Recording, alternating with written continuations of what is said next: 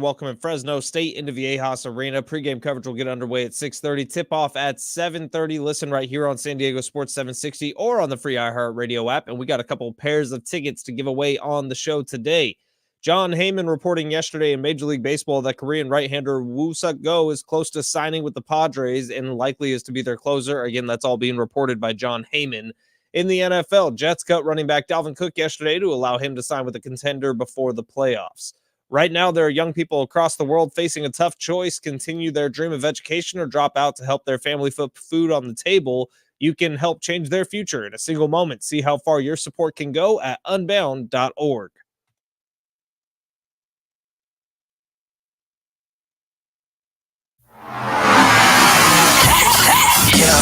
It's Big Rich, TD, and Fletch on San Diego Sports 760. I'll tell you one thing that really drives me nuts. Big Rich, TD, and Fletch. It is a beautiful day. This show is so obviously one of the best comedies in America.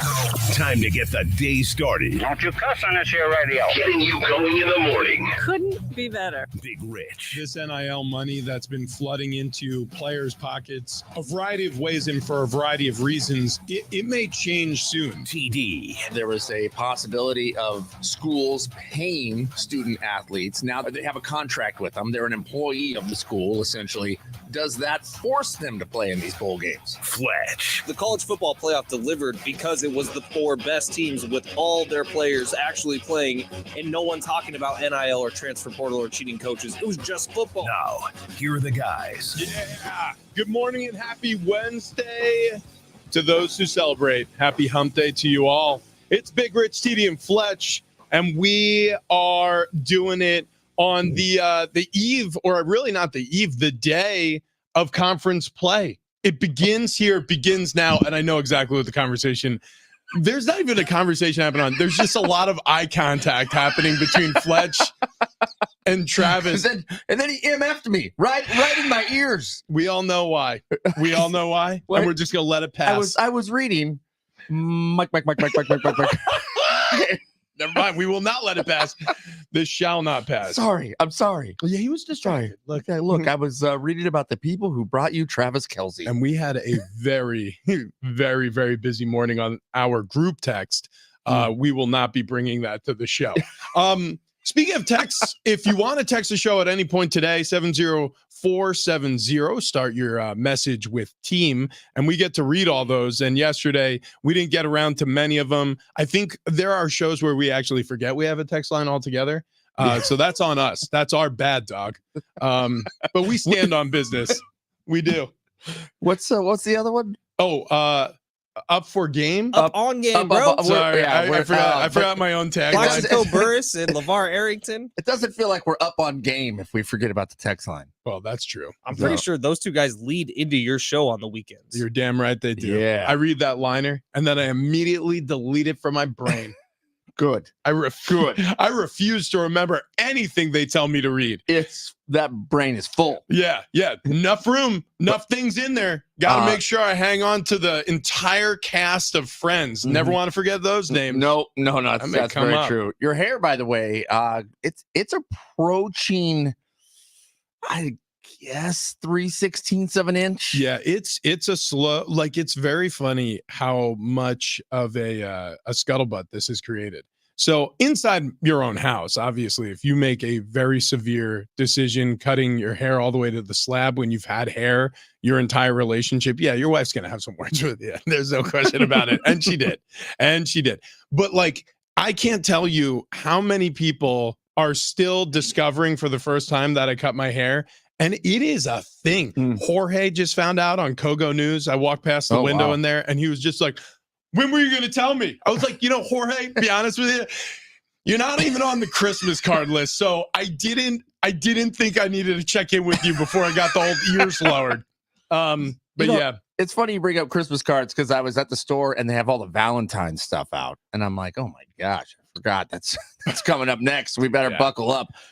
But should we make Valentine's cards like specific to the show? Yes. Like, the answer is yes. Will you be my Zazosaurus Rex? Having all the sex. Yeah. 1000%.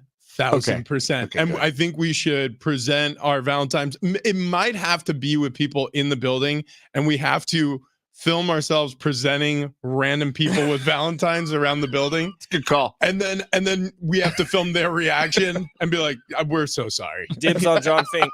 You got Finkster? Wait, John Fink brought in like a 10-pound bag of fresh picked fruit over here. John Fink, newsman, who, by the way, is 6'10", hits his head on the lights when he comes into our studio.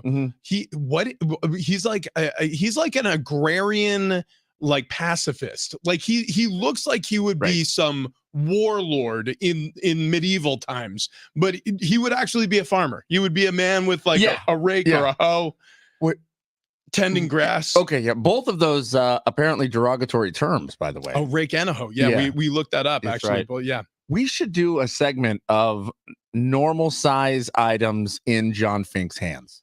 that's not a bad idea. That's not a bad idea. What does a pen look like when that guy Right, holds it? right. Yeah. He's got some mitts. My brain got just some went to some paws. dark places. Speaking of liners, we do have a couple pairs of Aztecs tickets to give away today. right. One of them is going to be in the 6 o'clock hour. One of them is going to be in the 8 o'clock hour. And then in the 7 o'clock hour, we actually have some Brothers Osborne tickets, which I know What? Travis Dale's going to that show. Yeah. They got that song "Rum." I Oh, yeah. love. Cal Coast Credit Union Amphitheater in May. Yeah, that's a group right there. So let's do this one every hour. If you want pairs of tickets to a great show or a great game, conference play opening up for the Aztecs tonight at Viejas Arena, be listening to our show all day long. Also, if you are listening to our show, we thank you, but download the free iHeartRadio app. It is an awesome app. We were listening to jams last night. You know, I really felt like listening to was Meghan Trainor last night.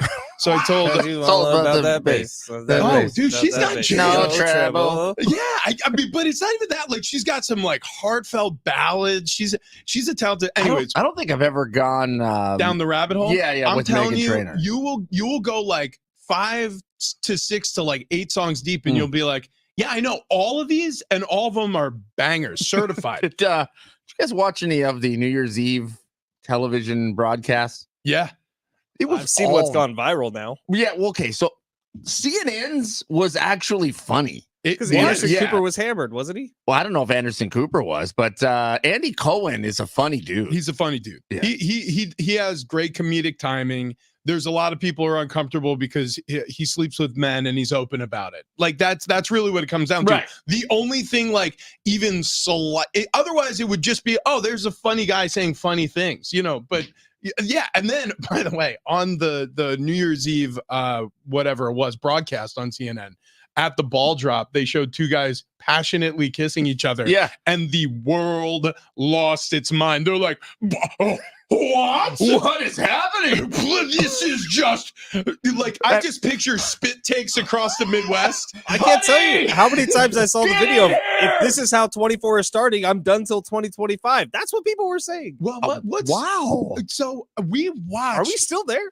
Ben Fletcher and Rocky Dale correct. Davis passionately kiss each other in our studio. He tried to slip some tongue in. That's where it went too far. Yeah, dude. Well- Yeah, he has a nice set of choppers, so I understand that. You guys, yeah. But it was. I mean, look, it was.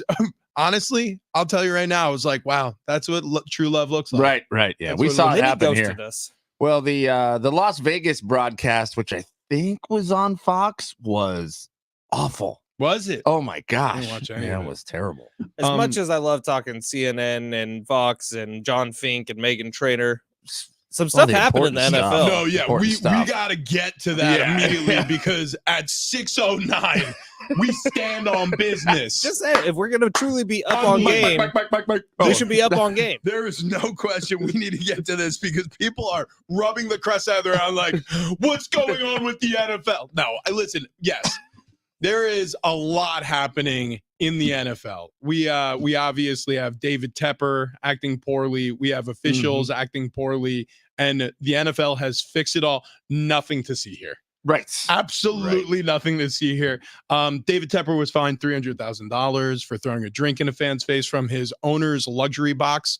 So obviously problem solved. That is a huge, I mean, like, that is a huge fine, guys. So David Tepper, I don't know how he's going to afford to pay payroll, but $300,000.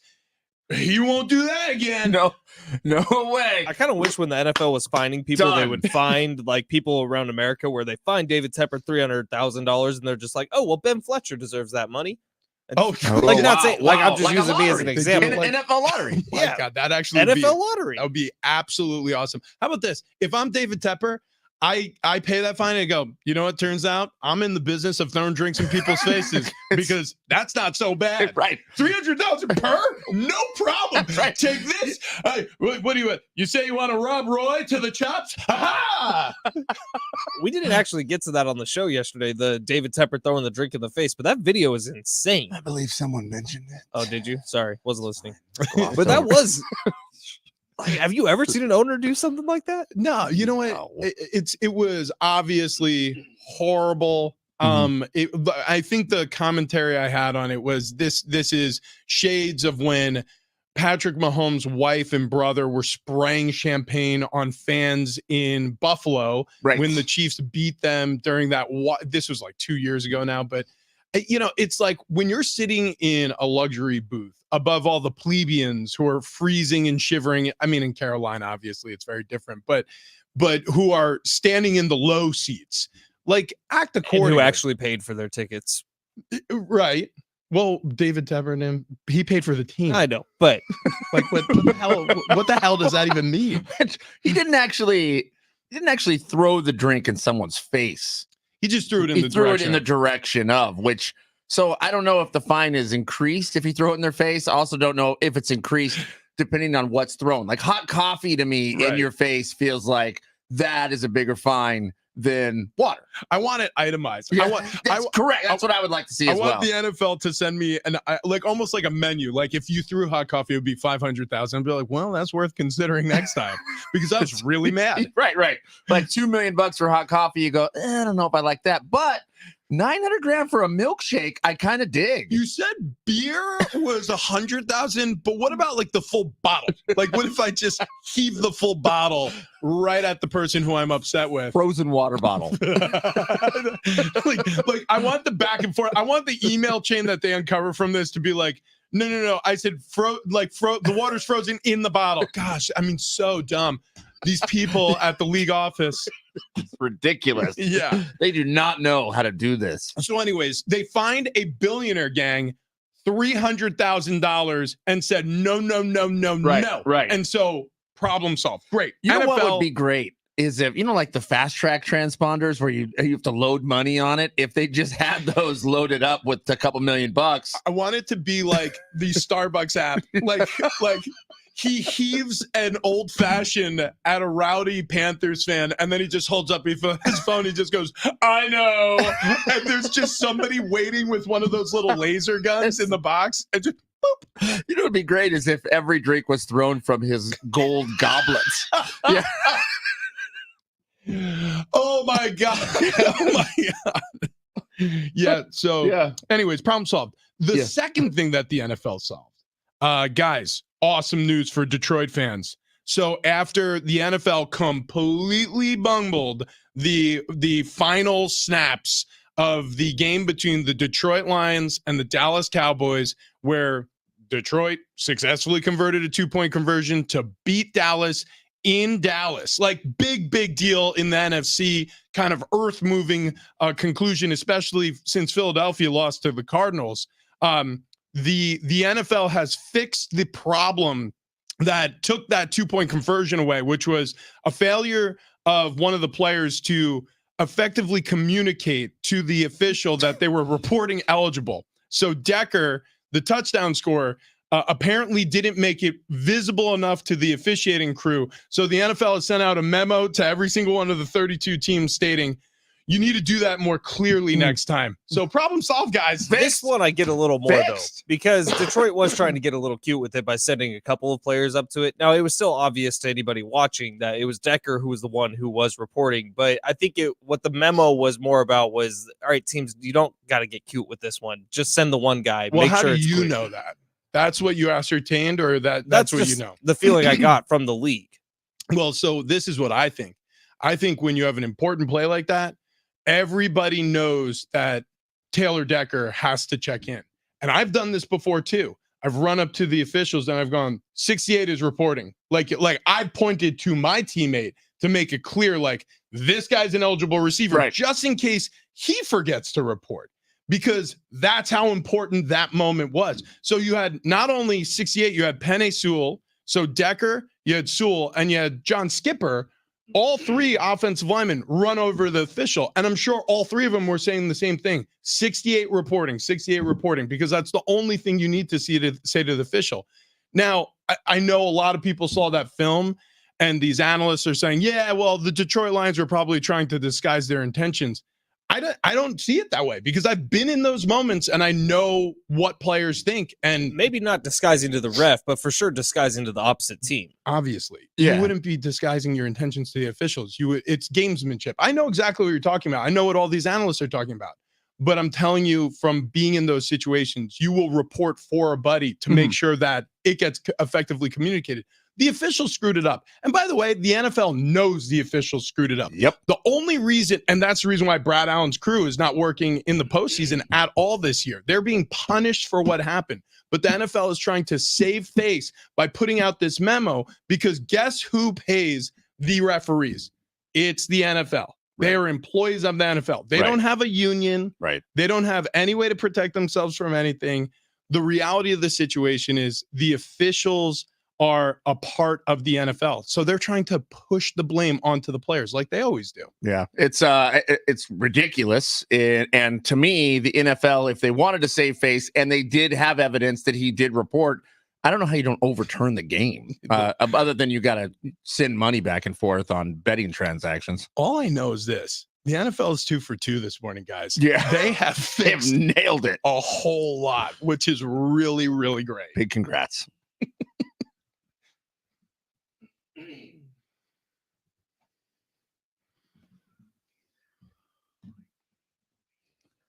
Well, taking a look at some scores around the NBA, the Hornets beat the Kings 111-104. The Warriors beat the Magic 121-115. Thunder take down the Celtics 127-123. And the Grizzlies best the Spurs 106-98. Back to the NFL, there are some new reports that the Philadelphia Eagles locker room is reportedly in a state of chaos due to A.J. Brown and Nick Sirianni having, and I quote, a beef.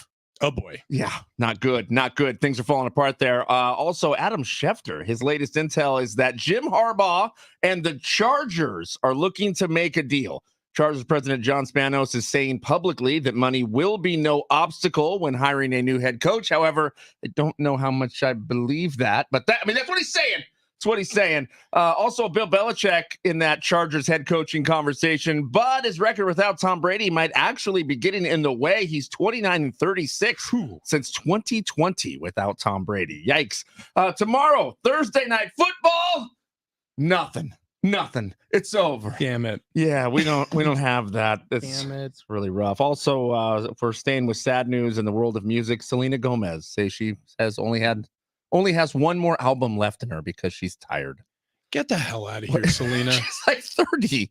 I mean, hang on a second. She's doing her cooking show now. She's It's actually doing- pretty good. It is I actually appreciate pretty that, but she has a voice of an angel. Right. We started the show talking about Meghan Trainor. good. Why you got to do me like that, No, Selena Gomez? I no. want her all to myself. You know what? Well, We you know what? There's ways to correct tiredness. wait, is that a Selena Gomez song, or Yeah, were it you is. just okay, Like I didn't know. testosterone, Selena. Because trust me, since I've been going to Dr. Roy David. No, I'm kidding. Anyone else a little disappointed that TD didn't make up fun things for the NBA scores? Oh, did you want me to do that? Because Yeah, I I felt love that. like that was a flop. No. Okay. We Last time I enjoyed. took a lap. Yeah, but one of You were them. using some sort of like roundup or something. Malathion. That. When you said a team was malathion, legitimately one person in our listening audience understood the joke, and we gets all me. were like, He "Wait, gets me. wait a second." It was a she. We're like, She gets what me. are you talking about? And you're like, like the pesticide. And that's when you earn the lap. Like when you have to really explain the joke. I think that's what makes it fun. It is. It's Yeah. so much fun. Okay. Well, I'll make sure tomorrow I bring that back. Okay. Everybody just chill out. Everybody calm down. Mike. So also out of the NFL this morning, Dalvin Cook. The New York Jets did him a little bit of a solid here. So they paid him a whole bunch of money. He drastically underperformed what they paid him, and they have no real use for him because they have a guy named Breece Hall who's pretty good. So they cut him and they said, hey, if you can find a job with somebody who's still playing for keeps at this point in the season, good luck to you. Best of wishes. And they let him go. So Dalvin Cook could end up on a Super Bowl contender. Cool. Yeah. Yeah. I mean, I'm good to see that. I do think I saw yesterday that he actually restructured the rest of the deal to also save the Jets some money. So it was not so much. It was like the Jets are going to save some money in this by cutting him, and Dalvin Cook is going to be able to go sign with a Super Bowl contender. Any ideas on where he's going to go? Jeez. Like, who needs him? That is the biggest question. There is, in my opinion, at this point in the NFL or in college football too, like there's no real need for a like 1A running back, and he's not anymore. I mean, if there was use for him to be like a workhorse back out of the New York Jets backfield, they probably would have used him that way because they use Breece Hall a lot. They use him a ton, and I was curious what the issue was with Dalvin Cook because he just hasn't looked the same as because the last 4 years in a row he's been over 1,000 yards. Like he's been one of the more consistent running backs in the league, and I just wonder, has age actually caught up to him? Is he a step slower, or did he just not fit in that system? And if he goes to, say, the Cowboys, who Tony Pollard has been less than what they wanted him to be this year, is that the solution? And does Dalvin Cook look like the Dalvin Cook of old, or was he very specifically fit in that Minnesota Vikings system? Yeah. I mean, the Browns could use him. Browns could potentially use them. I'm trying to think of who. Like, it used to be a very Eagles signing. That's what they would do. Is like, remember Jay Ajayi who came over mid-year and helped them with the playoff run. But the Eagles are pretty set up with Miles Sanders. The Texans, if they make the postseason, they've had some issues at running back in terms of health. I mean, there's teams. Yeah, let's put it this way. I think he'll probably get signed. I think he'll probably get picked up because it couldn't hurt to have a guy like Dalvin Cook. And I think that's what the Jets were thinking. Breece Hall coming off of an injury his rookie year. Dalvin Cook, like you said, 1,000 yards over and over and over again through the past 4 seasons. It made sense at the time. Chiefs might get him as a slot receiver. Yeah, well, yeah, the Chiefs. They could also use that. Yeah. They could just use any receivers who like can consistently do the job that receivers do, like catch the ball. That would just be awesome for them. That would work out well. Hey, before we run really quick, because we have a lot to talk about. There's a weird storyline revolving around quarterbacks in the NFL this year. We had a situation in New York that was weird. Well, it may have gotten even weirder in Pittsburgh.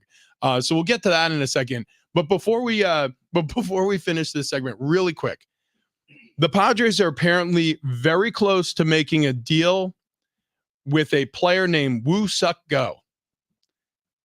Okay. All right.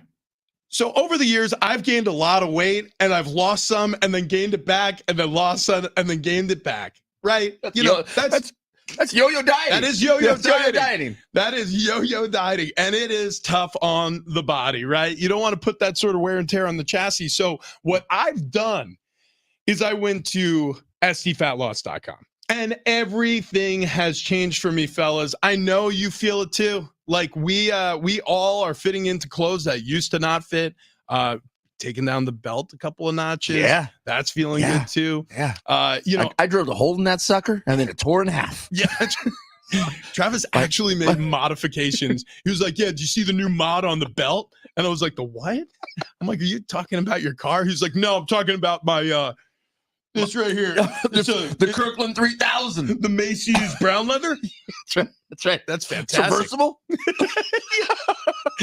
So I mean, seriously though, where you used to suck in your gut for photos, all of a sudden we found ourselves like, wow, we don't even fit our clothes anymore because we lost weight so quickly. And that is the truth. What was really cool at SD Fat Loss were like the first 2 or 3 weeks of watching the scale drop.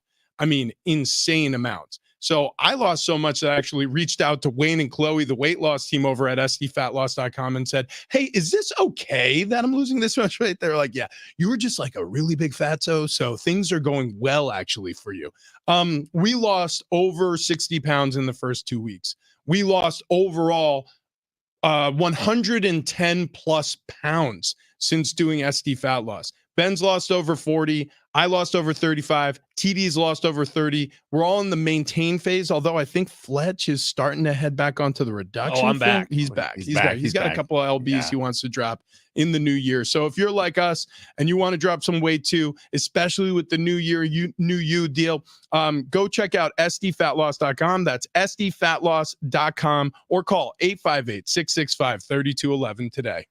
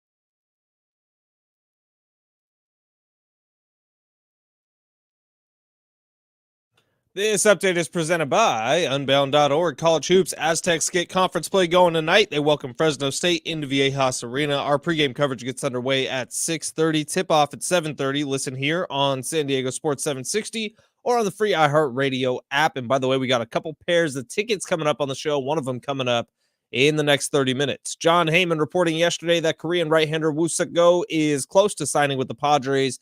Heyman also reporting that he's likely to be the Padres' closer. Again, that's all from John Heyman yesterday. In the NFL, Jets cut running back Dalvin Cook yesterday to allow him to sign with a contender before the playoffs. Right now, there are young people across the world facing a tough choice: continue their dream of education or drop out to help their family put food on the table. You can help change their future in a single moment. See how far your support can go at unbound.org.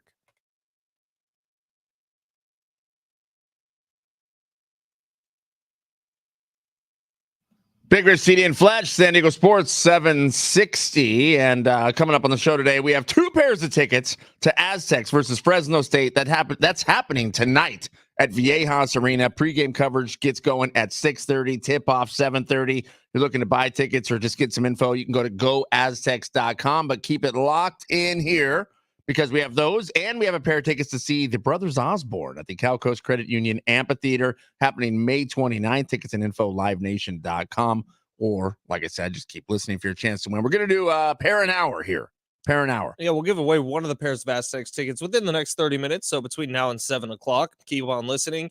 And I'm excited for this game tonight. Conference play gets a different energy to it. Fresno State kind of at the bottom of the Mountain West so far in the non-conference schedules, but you never really know till you get it going. And what we know about Aztec Fresno State games is they're always something weird happens, and it's two very defensive-minded programs.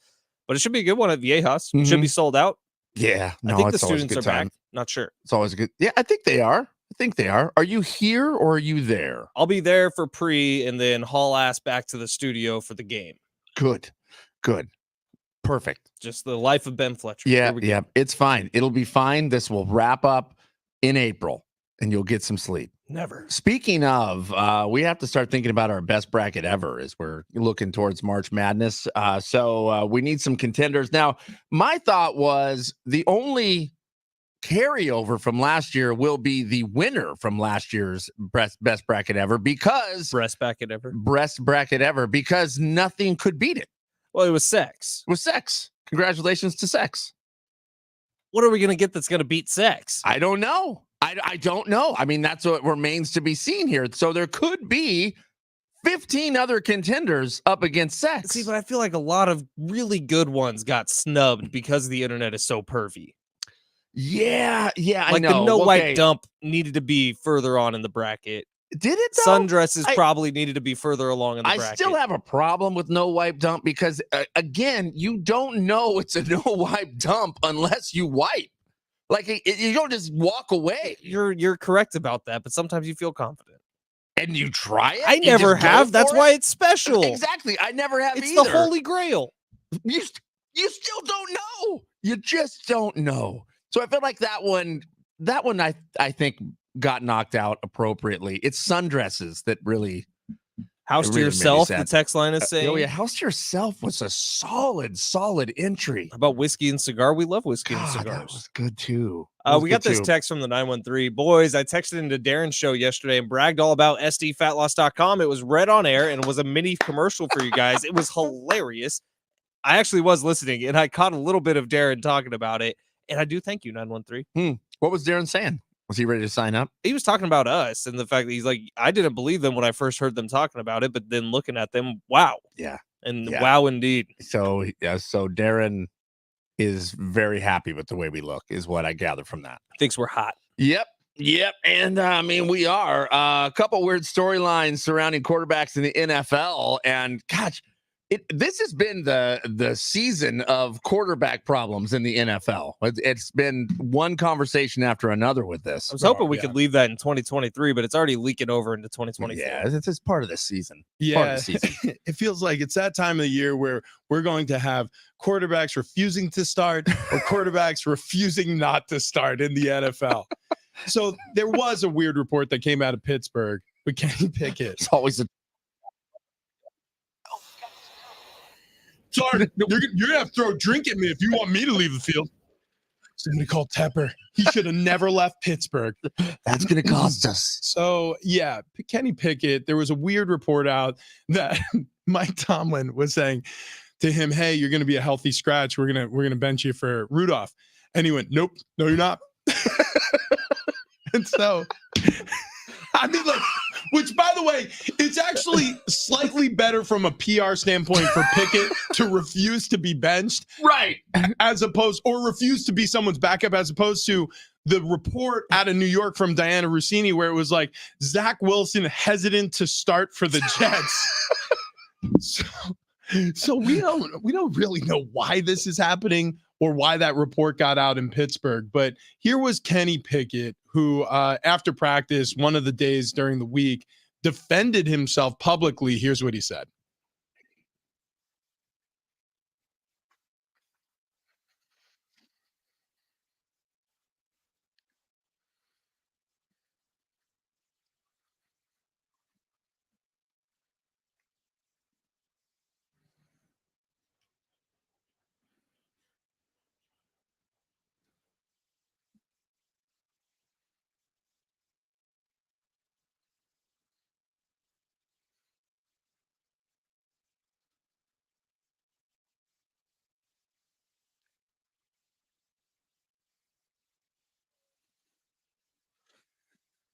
I can't stop trying to listen to what's happening in the background. I know. So Locker room noises. the way the Steelers do it is they just set up like one of those step and repeats, like it's one of those backdrops that you pull up almost like a window shade out of a little stripe on the floor. And behind it is the full locker room where guys are getting changed and goofing around. And yeah, there is something way more interesting happening on the other side of those microphones. Sounds like a dog. Somebody stepped on the tail of a dog. I always get so scared when we play those because I think someone's going to drop an F-bomb in the background. No question. And someone probably did. Yeah. If somebody wants to investigate hard enough, they'll be able to find one in there. But yeah, what do you guys think of this? Like, so is this gotcha journalism? Is this, so I trust and I like Deanna Rossini. I don't know where the initial report came from out of Pittsburgh. I didn't look for it. I just saw the reaction from Kenny Pickett, and it's a strong one to address it like that, where you feel like you have to refute it. And then almost he kind of said at the end there, like, do you guys have any Baltimore questions? I'd like to answer Baltimore questions. So do you trust what we're hearing out of these locker rooms, or do you think that there's so many people swirling around the NFL now that we're starting to get intel, maybe bad intel from these reporters because they're getting bad intel from agents or people swirling around the galaxies in these players' orbits? Yes. I honestly don't know what the report is, if it's true, if it's not, whatever. Like, that part is almost secondary to me, to the fact that Kenny Pickett believes he should be the starter. Joe Flacco already has as many touchdown passes as Kenny Pickett's had in his career. He's got more. But Joe Flacco with the Browns. Yeah. We've determined, though, elite. Yeah, Joe Flacco was elite. But Kenny Pickett, he can't have been watching the game that Mason Rudolph played in and be like, I'm a better quarterback than that guy. So I understand from Kenny Pickett's standpoint, getting out there and defending yourself, but I also would absolutely understand a Pittsburgh Steelers coach or a staffer saying, yeah, Kenny Pickett's not going to be our starter because he's not good enough to be our starter. Yeah, I feel like there's probably a kernel of truth in all of these, and the story gets tossed from one person to another. There's a little telephone that's played, but there was probably some blow up that happened there, or at some point Kenny Pickett, was angry and said, "Yeah, they're not sitting me. They're not sitting me." And then that led to he refuses to be sat. Yeah, here's my problem with. And we're not journalists here. We don't know that life. We are friends with a lot of journalists, like real hardworking beat writers, people who spend a lot of time with players and coaches. Kevin Acey's a great example. Best friend, whole wide world. Best friend, whole wide world. Like Kevin Acey, he will sit on information, like really interesting information for a long time, just to make sure that's corroborated, just to make sure that it is sourced from multiple places, just to make sure that he's not putting something out there that could be potentially damaging, that could have an effect or ramifications on, by the way, not only the player or the coach that he's reporting on, but also his own career. So you got to be careful there from a integrity standpoint. There's no question about it. But then there are a lot of journalists, and I use air quotes when I say journalists, who are just looking to get a headline, who are just looking to get a little buzz around their name. And then that's when these sort of things happen. I don't think Zach Wilson ever even intimated to anybody that he wanted to sit instead of start. I'm the further out we get from that story, and we joked around about it a lot. I've never heard a player say that in my life. I watched that guy play in college. There's no quit in that guy.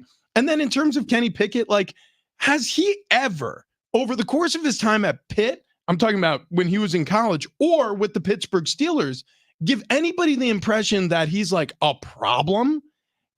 These reports, it's weird. Other than being bad at football. Right. But like a personality problem, no. But just being bad at football, yeah, he is a problem. Fletch off the top. Yeah, good Lord. Are we watching the same NFL? He is bad at football. No, I know, but we all know. I'm not saying I would be any better, but there's a standard for NFL quarterbacks, and that standard is being okay at football. Standard's a little lower this season. Okay, that's all I'm saying. Didn't have to kneecap the guy. The standard that's lower is Mason Rudolph, and Mason Rudolph is better than Kenny Pickett. Honestly, I think you're the one who lowered the standard, taking the low road on Kenny Pickett. You asked if he was a problem. His only problem is his play. That's right. I didn't say bend over behind the guy and I shove him in the chest. Sick bastard. Yeah. Would you knock him off his feet? I mean, he's pretty. You mean like with his dashing good looks? Well, is he wearing arch supports? Because he has better balance if he's wearing his arch supports from the Good Feet store. Maybe that's the problem. Maybe he has not gone to the Good Feet store. Kenny Pickett, Yeah. if you're listening to this broadcast right now, get to the Good Feet store. 200 plus locations around the U.S. and overseas. I'm sure there's one in his area. But yeah, these arch supports, they do help you balance better. They help your performance in anything you're doing. Your feet are the foundation for the rest of your body. So what they did for me is they helped with lower body joint pain. So leaving the NFL, I had ankle issues, knee issues. I definitely had back issues. I had surgery on it. I was considering a second surgery. My hip was really starting to bug me as well on the right side. Since I've been wearing these arch supports, all that pain has really melted away, and I'm living life the way I want to. And a lot of people report these same exact benefits from wearing these arch supports from the Good Feet store. So if you haven't yet booked your first appointment, which will be a try before you buy experience, free fitting, free test walks, see if you like it, you should do so at goodfeet.com. That's goodfeet.com. Okay, moving right along. We got to do it. But can they? But first, we got to give out our first pair of tickets. Was that the whole tease? Can they? Can they do it? You'll find out. Listen, caller number 7 Love to it. 877-767-4760. You're going to win a pair of tickets. So good. Aztecs versus Fresno tonight, Viejas Arena. I don't know if it's sold out. I was going to say it's sold out. It could sell out at goaztecs.com. But we got a pair right now. At 877-767-4760. There it is. The phone's working. It's Dude, lighting up. I mean, honestly, everybody loves the number. It's the best. Coming up next, can they do it? We'll answer that question.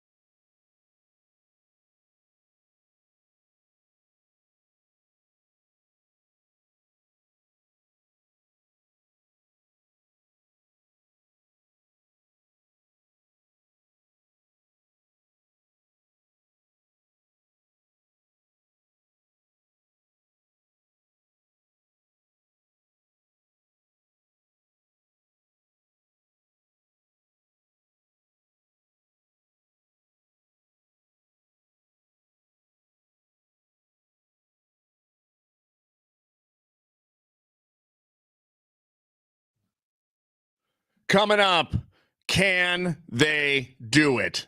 We answer the question next.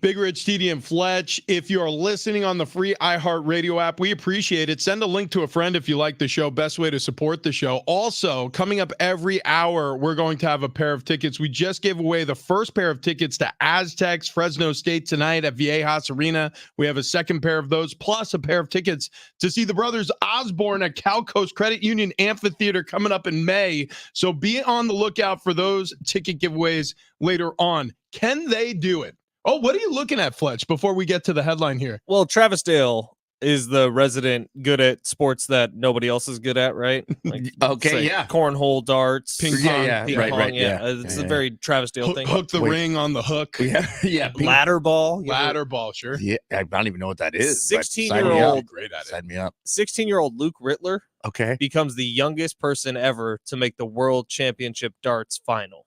And if 16-year-olds are out here doing it, Travis, Yeah. what the hell are you doing? Nah, not playing darts that well. I can tell you that much. Let me Yeah. ask this question. But yeah. I mean, I did watch some of the ACL over the weekend, and I do feel like I can compete. American Cornhole League for those who Yeah. are the uninitiated. Right, Rich exactly. and I made the investment, man. We got you really nice cornhole bags. I haven't been playing here in the wintertime. I guess I should bust it out. Yeah, You know, listen. you got to throw every day. You ever hear this? No off season.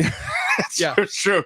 That's true. LeBron You got James garage. spends over $1 million on his body every True. year. We expect the same from you. have to spend $1 million on my body. 1 million. At least you got a lot of work to do, man. Yeah, look where LeBron's starting at. You should probably spend 2. Yes, that's true. But I mean, have you seen the ACL athletes? Yeah. I mean, like they look a Did you lot see like me. golfers before Tiger Woods showed up?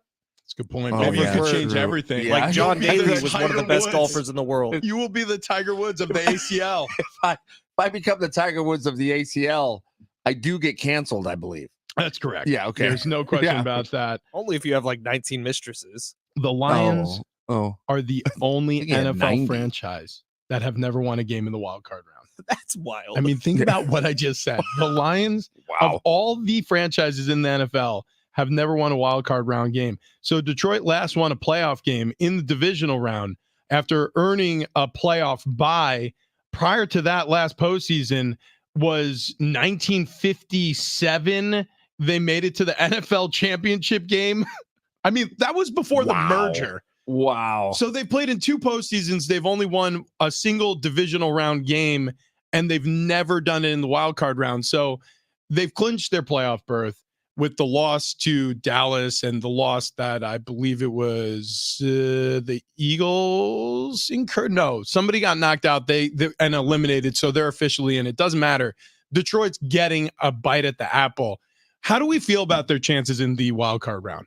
I mean, I feel like I would bet on them. I would lean towards them winning. However, I do believe they are slated right now to go up against the Rams. I believe that's Don't correct. like that. Yeah, and I don't Isn't like that. I don't like that. Yeah, so they'll Strange they're noise just are happened. they the 6th place team? The Lions are 3, Rams They're are 3. 6 as of now. Yeah. That's what I meant. Rams are the 6th place team. So yeah, holy cow. Yeah, so I feel like that is a bad draw for the Lions in the wild card round. But I mean, if I'm just looking at this on the surface, my gut tells me Lions win this. Yeah. If they're playing the Rams, the Lions do not win this. I'll throw that out there Wow. right now. Okay. I hate that.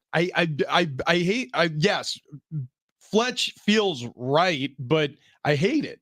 I want the Lions to win so badly, but I want more Dan Campbell. So I would like for the Lions to make it all the way to the NFC Championship game. and by the way, what an and awesome storyline. Matthew Stafford Yeah. going back to Detroit during the wild card round after all those years of service for the Lions. There's going to be some confused fans Yeah, oh yeah. There's going to be people having identity crises because out there. people still love Matthew Stafford in Detroit Wow. because of the years with him and Calvin Johnson. Can you imagine a Lions Browns Super Bowl? Lord. The Rust Belt Bowl. I would be so here for that. Dude, That would be great. Joe Flacco and the Browns taking on Jared Goff and the Detroit Lions. Oh Yeah. Lord. Bring it. Hold me now. I'm 6 feet from the edge and I'm thinking. In that scenario, we would all lose. Yeah. Nobody picked Detroit or the Browns in the little Super Bowl pick'em we did earlier Oh this year. yeah. Oh, By that's the way, we have that I'm, going. I'm out. I'm already out. Who'd We you have- have? Yeah. what do you- Bengals. Oh, Oh Yeah. yeah. sorry, you- TD. This was prior to the season. yeah. So like us, 2 games in, I'm like, uh-oh. us and one of the FM morning shows have this Super Bowl bet going. And so Fletch, you took the 49ers. That is a very much Solid and a pick. live favorite. Yeah. Boyer, the Eagles. I took the Chiefs, which that's looking a lot different than it felt the beginning of the season. Who knows? so are the Dalvin Cook, Eagles. slot receiver, fixes everything. Mm-hmm. Yeah. Well, Dalvin Cook, Yeah. slot receiver. You Took the Bengals. I took the Bengals. Yeah, that was a poor choice. It's a poor choice. So I'm out at least $50 right now, right? Yeah. Oh wait, no. Well, somebody has to win. Oh no, the thing. it's like $100. So it's 50 if none of our teams win the Super Bowl. It's whoever gets the furthest. It's Right. 100 if one of our teams does win the Super Bowl. So I'm out 50 already. Great. That feels awesome. Yeah. Yeah, especially because I just ponied up $120 for this fantasy league. here. Well, yeah. Who I actually owe the championship belt to the fantasy winner in this building. I've been the champion only once. I've had the belt for 2 years. Okay, we can Yes. be cone of silence here. This won't get to anybody over there. Yeah. Do you know where the belt is? Oh yeah, 100%. Okay, Oh, Lapani okay. thinks you lost it. So I know he thinks that, and I've never sent him a picture of it, even though I've told him several times that I was going to. you should put it right on the dashboard of that Forerunner. Dude, Let that's- everybody see it. That's a great idea. Or just start wearing it. Can you Wear imagine- it. Can you imagine if, like, you know how certain people, it's like, whoever that NBA courtside reporter is who wore the jackets with he wore the goofy suits. You I know who you're I'm talking about? Yeah. Or like, there's certain people who like they get known for something. What was that guy's name? I forget it. Like Scott Van Pelt with the bald head. Like it's a part of his logo, Right. Rich Ornberger with the bald head. Well, Eh. maybe Rich Ornberger with the wrestling belt. Imagine if that becomes my calling card. Like everyone's like, I don't know why he wears the belt all the I time. think it has to be because Big Boss Noreen came in yesterday.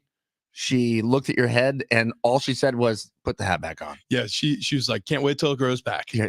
So there's that. lot of strong opinions Yeah. around here about the haircut. It's funny to me that the ladies are very much like, you look scary. Yeah. I have that effect on women. Right. But all the dudes are like, right on, man. You did You it. did it. You took one for the team. Your Way bald to head go. is actually doing pretty good on TikTok. We have a post with over 50,000 views just Yeah. about your bald head. Yeah. Get it. Right. I don't It's know. awesome. It's Yeah. fun.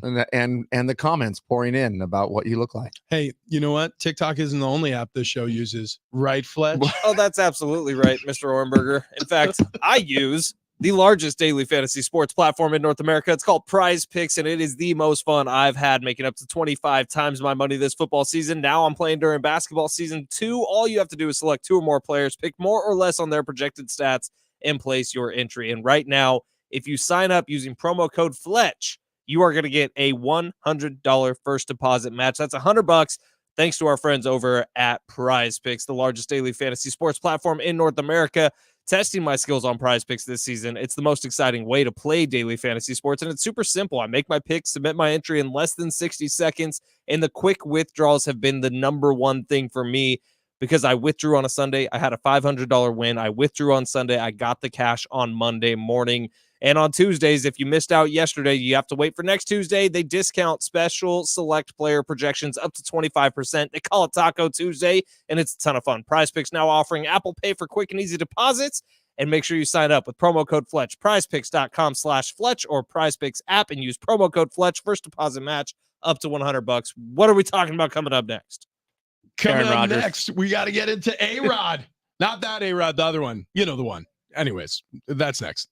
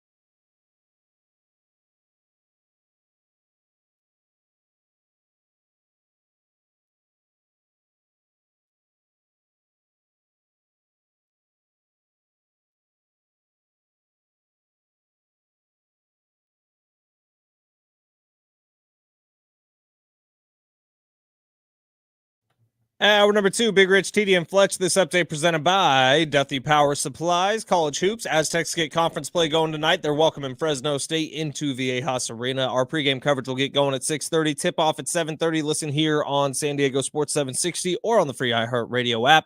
We do still have a pair of tickets to give away to the game tonight. John Heyman reporting yesterday that Korean right-hander Woo Sung-yuk is close to signing with the Padres and likely to be their closer. Again, that's all reported by John Heyman yesterday. In the NFL, Jets cut running back Dalvin Cook yesterday to allow him to sign with a contender before the playoffs. Duthie Power Supplies is the leading supplier of emergency power supplies and backup generators for Southern California. Your business deserves more uptime and fewer power issues. With Duthie's help, your power will keep running smoothly. Go to DuthiePower.com. That's DUTITHIE power.com.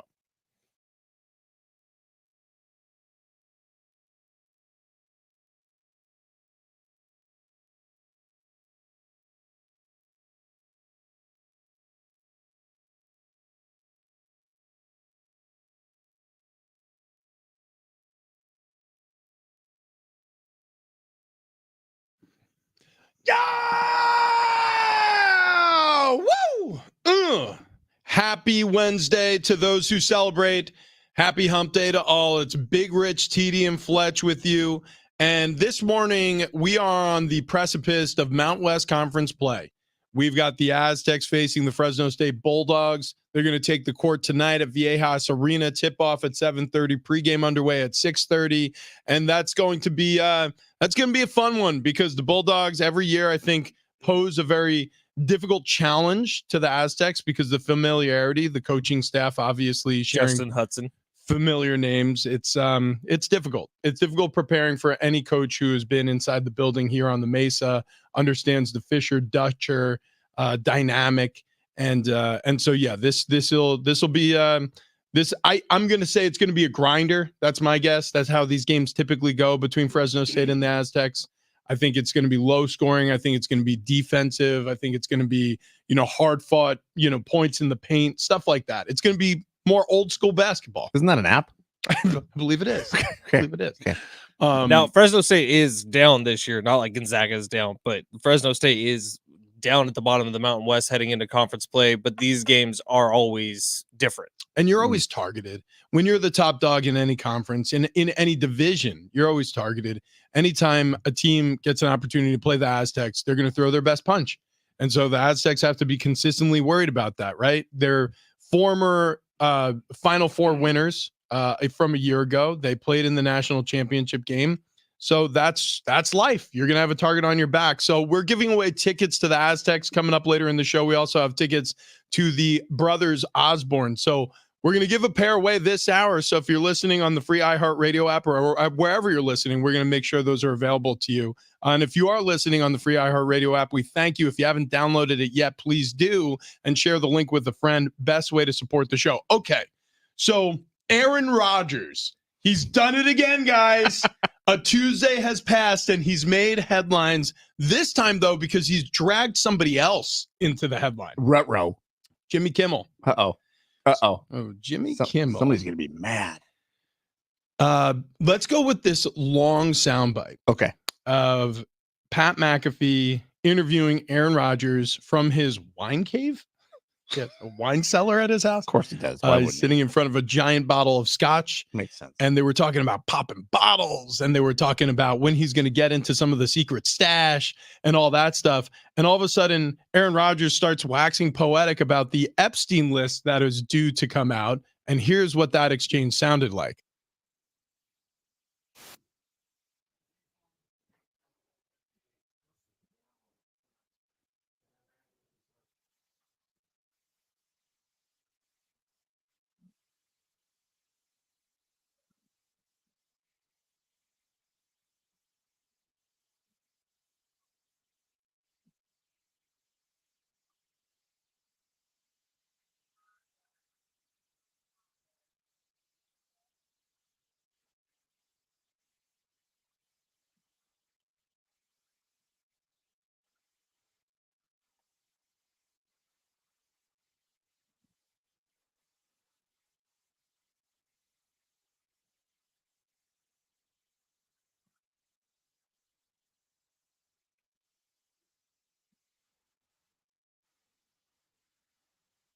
So Pat McAfee, like a good radio show host, he called back the reference. And the reason why he brought up Jimmy Kimmel is because of that, because Kimmel attacks Aaron Rodgers in a part of monologue joke, because Aaron Rodgers has inserted himself into beyond football news articles and news items. And Aaron Rodgers leans heavily one direction, and Jimmy Kimmel leans heavily the opposite direction.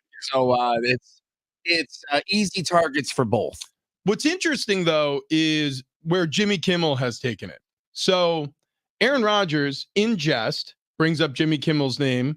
I don't think that he was stating that Jimmy Kimmel's name is going to be on that list, but maybe Jimmy Kimmel felt that it was an inference that he would be on the flight logs of the Epstein list. I'm assuming that's the reason why he got so upset over it. Yeah, no, without a doubt. Where are we at with that completely list? Is it coming out? You know what? I thought it was supposed to come out already, but as far as I know, it's coming out. And I mean, we're waiting to see. And does the world burn if it comes out? Well, there's going to be a lot of people on that list, I think. I was just saying, it's for whatever reason, and I don't know if it's just because of our human nature and we like the drama. Like, I mean, I want to see some names on this thing, and then I want to see some chaos. Yeah, I do too. Fletch, are you on the list? I don't know. I don't think so. I've never been on a private jet. I know I'm not. I know I'm not. Okay, all right. Well, 100% like I'm not. A lot of people are really confused whether they're on the list or not on the list. Well, listen, I'm like, you would think if you were on the plane, you would know. Right. Bingo. Yeah. Ding, ding. Like, Right. We're going to probably review a lot of people vehemently denying being on the list who are on the list. And then we're going to have to go back and say, yeah, but you said you weren't on the list. And we're like, oh, that's so weird. I forgot I was on that plane. Yeah, right. That went to that private island. Yeah, that was a strange time in my life. Anyways, could we just get back to the Cheez-It Bowl? That was a fun time. You remember the Pop-Tart came out of the toaster? The players were eating the Pop-Tart. Yeah. They actually toasted them. So Jimmy Kimmel apparently isn't on the list either. So not only is our show safe, but so Jimmy he Kimmel's says, but listen to this tweet. He writes, "Dear a-hole." He used the actual word. But he spelled it with 2 A's, which I thought was very clever. Double a-hole. Yeah. So it's like Aaron. Yeah, like Aaron. That spells his name. It's good. For the record, I have not met, flown with, visited, or had any other contact whatsoever with Epstein, nor will you find my name on any quote-unquote list other than clearly phony nonsense that soft-brained wackos like yourself can't seem to distinguish from reality. Your reckless words put my family in danger. Keep it up, and we'll debate the facts further in court. And then he tagged Aaron Rodgers to this. So. Okay. So this is probably going a little overboard. I do believe Aaron Rodgers was trying to, get a zinger on Jimmy Kimmel, and it was probably in poor taste, which is what happens sometimes when you're throwing zingers. And I think that Jimmy Kimmel, if you don't see that, I think that is also idiotic. But I bet there's a lawsuit here. I bet there's a lawsuit. You know what's so weird about this is where it's coming from. Because Jimmy Kimmel's a comedian. Like, if there's one thing he understands, it's the nuance of satire, right? Or he should. I'm not going to sit here and wax poetic on whether or not your feelings should be hurt by things that people say, because I don't live in Jimmy's world. Maybe his kids are in danger. Like, maybe his family truly is in danger.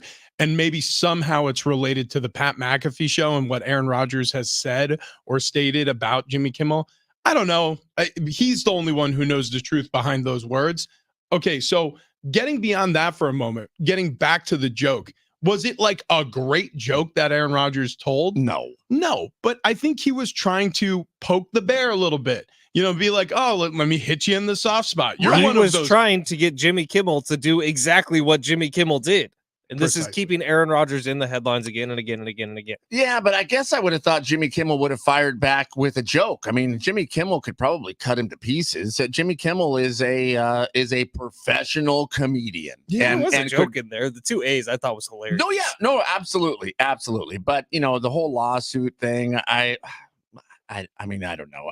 You would think that Jimmy Kimmel would be like, soft brain, blah, blah, blah, blah, blah, whatever. Let the list come out. And also, I'm curious about like honestly, what danger his family's in? Like, does he mean that he's received threats on his family? I would love clarity. Does he mean like because Aaron Rodgers has stated a stance where he's more against vaccines and vaccinations? Is he suggesting that there's an overwhelming danger that's posed on his family because more people in his mind are unvaccinated as a result of Aaron Rodgers spreading these words and what Jimmy Kimmel proposes as lies? And, you know, so how abstract are we getting about the danger that his family's in?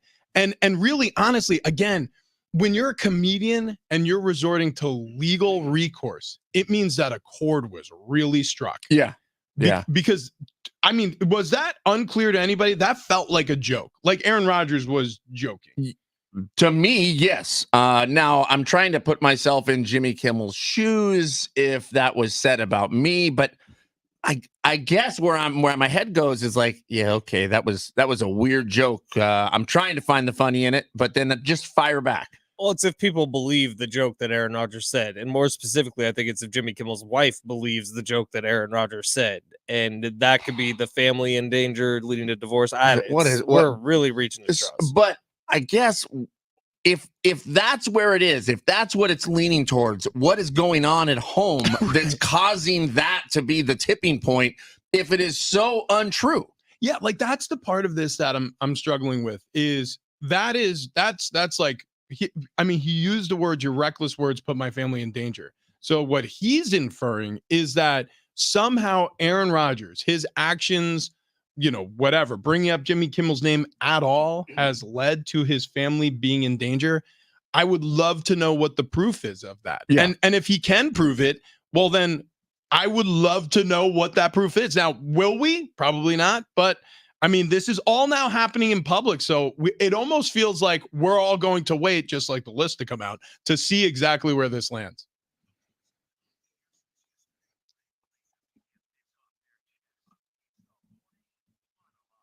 Yeah, we do it every day. It's morning monologue. It's a nice little, break from the normal banter to give each other about a minute to spread our legs a little bit. That's probably the wrong way to describe it. That's the wrong way to describe it. Yeah, sorry. I'm sorry. What?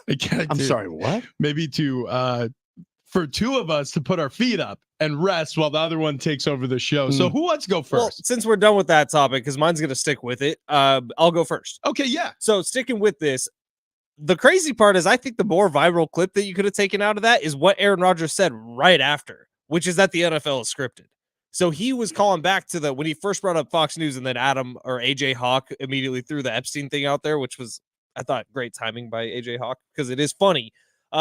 He was talking about the fact that the Super Bowl 56 logo was Bengals Rams colors. The Super Bowl 57 color was Eagles Chiefs colors, and that's who ended up playing. And this year's Super Bowl colors are Niners Ravens. So if you're like leading along with that and it gets to the point where it is Niners Ravens, Aaron Rodgers is saying, yeah, the script is in. So Rich Ornberger, I ask you once again, reveal your damn script. I don't have a printed copy. We were instructed to hand them back in at the end of every season.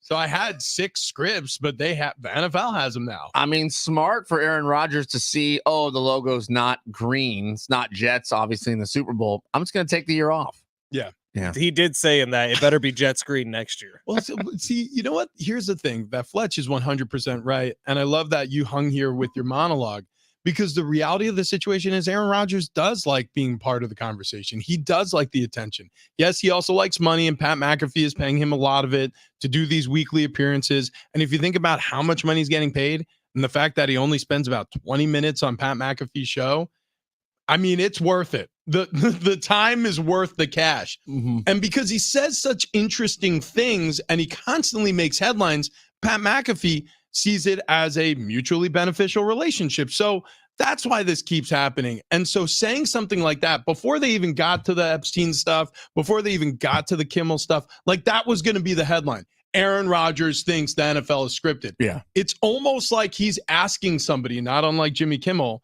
a room of writers, to come up with whatever's going to be the most viral thing he can say this week on Pat McAfee's show, because it happens all the time. Yeah, it does. You want to go next, buddy? Yeah, sure. This popped into my head because I saw a Steelers player heading into the locker room, and he had some shoes on, that he leaned back on the heels and just started skating. And then I thought, wait a minute. Remember the kids would glide around all over the planet here on the wheelies or Heelys. That's what it was. At what point did those just disappear? Those just kind of vanished. And I thought, wait a minute, we could really get around the office faster if we had Heelys. And then I thought, wait a minute, what if we just went back to the old school roller skates, like the brown leather roller skates with the orange wheels, and we just whipped around the office here all nonchalant, just on our old school roller skates and look the coolest we could possibly look. I mean, who's gonna say no to us? Does this monologue end with you bought us all roller skates? I just ordered us all roller skates. Attaboy. So I don't know our shoe sizes, so I made that up. But I could order us all roller skates. So the four-wheelers with the stopper in the front? Yeah. Yes. Yeah, the old school. Do those do well on carpet? Why not? I mean, listen. It's a very low carpet. If you're it's about the length of your hair. So check it out. Yeah. Check it out. Maybe once a week, we have a sign that we light up that says all skate. Yeah. And then we just take off around the office. I'm into it. Can we play Wipeout? I mean, I think so. If we create a skater gang inside of iHeart San Diego, I'm in. I'll be a founding member. I feel like the song we should play would be like Funky Cole Medina. I do not want to purchase the skates. I need you to buy them for me because I don't want to go home with a skinned knee and have Annie be like, so you bought the skates and then you hurt yourself? Yeah. Is that what you're saying? Like, you can't play with the kids in the yard today because your knee hurts? Because you tripped at work with the skates that you bought? No, get your ass outside. I understand that. No problem. I'm buying us all skates. Okay? I'm glad we covered it. Okay, good. All right, my monologue this morning is revolved around the Los Angeles Chargers. So the Chargers have a problem. The problem is they haven't hired a good head coach in over a decade. That's a big problem in today's NFL. Name names. Who was the last good one? So probably Norv Turner, but he took over something that was really humming and that went downhill. It's as big of a problem as any team will ever have. Right? The two at the top of the list. Who's your quarterback? Who's your coach? If you have those two boxes checked, you can do a lot of damage. Just look at the other LA team. Matthew Stafford and Sean McVay. They cut their payroll. They actually sent out a letter. The franchise sent out a letter to the fan base saying, don't have high expectations this year. We really overspent to win that Super Bowl. Good. So everybody, it was almost like thoughts and prayers during this time for us. And then they're in the postseason. As it stands right now, the Rams are a postseason team. So, but going back to Sean McVay, that hiring, he was 30-year-old. It was a kid. I mean, they knocked it out of the park. You look around at some of the other coaching hires like Dan Campbell, Kyle Shanahan. It can happen. It just doesn't with the Chargers. I think the problem is who's in charge of selecting these head coaches. Maybe it's time, if I were Dean Spanos or if I were AG Spanos or if I was John Spanos, maybe it's time to allow yourself to divorce yourself from that decision-making process and have somebody else make the decision for you. Maybe hire a consulting firm. Maybe hire a general manager and say, it's completely out of our hands. It's up to you who's going to be our next head coach. And we will spend whatever it is that you decide because that's what's best for the organization. Because yes, up front, the cost is heavy, but on the backside, I mean, the benefits are innumerable. Look at what happened with the Patriots. The Patriots were a fledgling franchise, and then Robert Kraft spent big on a coach named Bill Belichick, and the rest is history. So, and what's wild about the Chargers is they've had the quarterback in place. Whether it was Phillip or whether it was Herbert, like they've had the quarterback in place for when did Phillip Rivers start? Was that early 2000, 2004? 2003, I believe, was his draft. Because so they've had a quarterback, and before that it was Drew Brees. They've had more than just a quarterback in place. Yeah, the Chargers have had on paper a fantastic team year after year after year. It just doesn't work. Teams would kill to go from Drew Brees to Phillip Rivers to Justin Herbert. That doesn't happen. How many coaches would kill to have Herbert and Keenan Allen and Austin Eckler on their offense, Derwin James, Joey Bosa, Khalil Mack? They've had like stars around this team for years and years and years, and they have not been able to win. What a frustration for whatever fans are left in San Diego and for, I guess, whatever new fans they've acquired in LA. Okay, it's Wednesday. We got to do it. Red pill, blue pill. Let's rock. I was going to halftime. Go to Happy. Do your Happy. No, yeah, do Happy. Sorry. Sorry, I forgot we had halftime. Arms were in the air. He didn't know what to press. I panicked. Yeah. Okay, you guys know who Caitlin Clark is? She's the top, Iowa. top women's college basketball player on the planet right now. She plays for Iowa. So Caitlin Clark last night hit a buzzer beater to win a game, and it was like this very dramatic moment. It was a 3-pointer from like 4 or 5 feet behind the line. She hits the 3. Everyone goes nuts. The ref counts it. It's good. Well, under further review, she shot it after the shot clock went down to nothing. The game clock went down. I didn't see that. Did they fix it? They got the win. Yeah. Whoa. Yeah. Turns out Brad Allen on the call. Well, no, it's just, your boy Doug Gottlieb pointed this out. It was like, if it was anyone other than Caitlin Clark, they would have reviewed it and turned it over. But it's Caitlin Clark, and she's the best thing basketball has going for it right now. So, of course, it's good to go. Yeah. College hoops. Aztecs tonight get conference play started. They're welcoming Fresno State into Viejas. Pregame coverage gets underway at 6:30. Tip off at 7:30. We still have a pair of those tickets to give away. And then John Heyman reported yesterday, no laughing, Korean right-hander Woo-suk Go is close to signing with the Padres. He's likely to be their closer for next season. Well, that is excellent news for the Padres organization. Great news. That is great news. It's supposed to be Woo-suk. Woo-suk. It's like one word. Oh, not and then it's not, and then Woo-suk Go. Woo-suk Go. And then, but it's also written Go Woo-suk. That's in Korean. They put the last name first. I like looking at the name more than pronouncing it then. Yeah, Anyways, yeah, that's true. Look, here's the deal. They're going to sign a lot of players. He just happens to be our favorite. Moving on to red pill, blue pill. That's right. That's right. He just happens to be our favorite. That's all.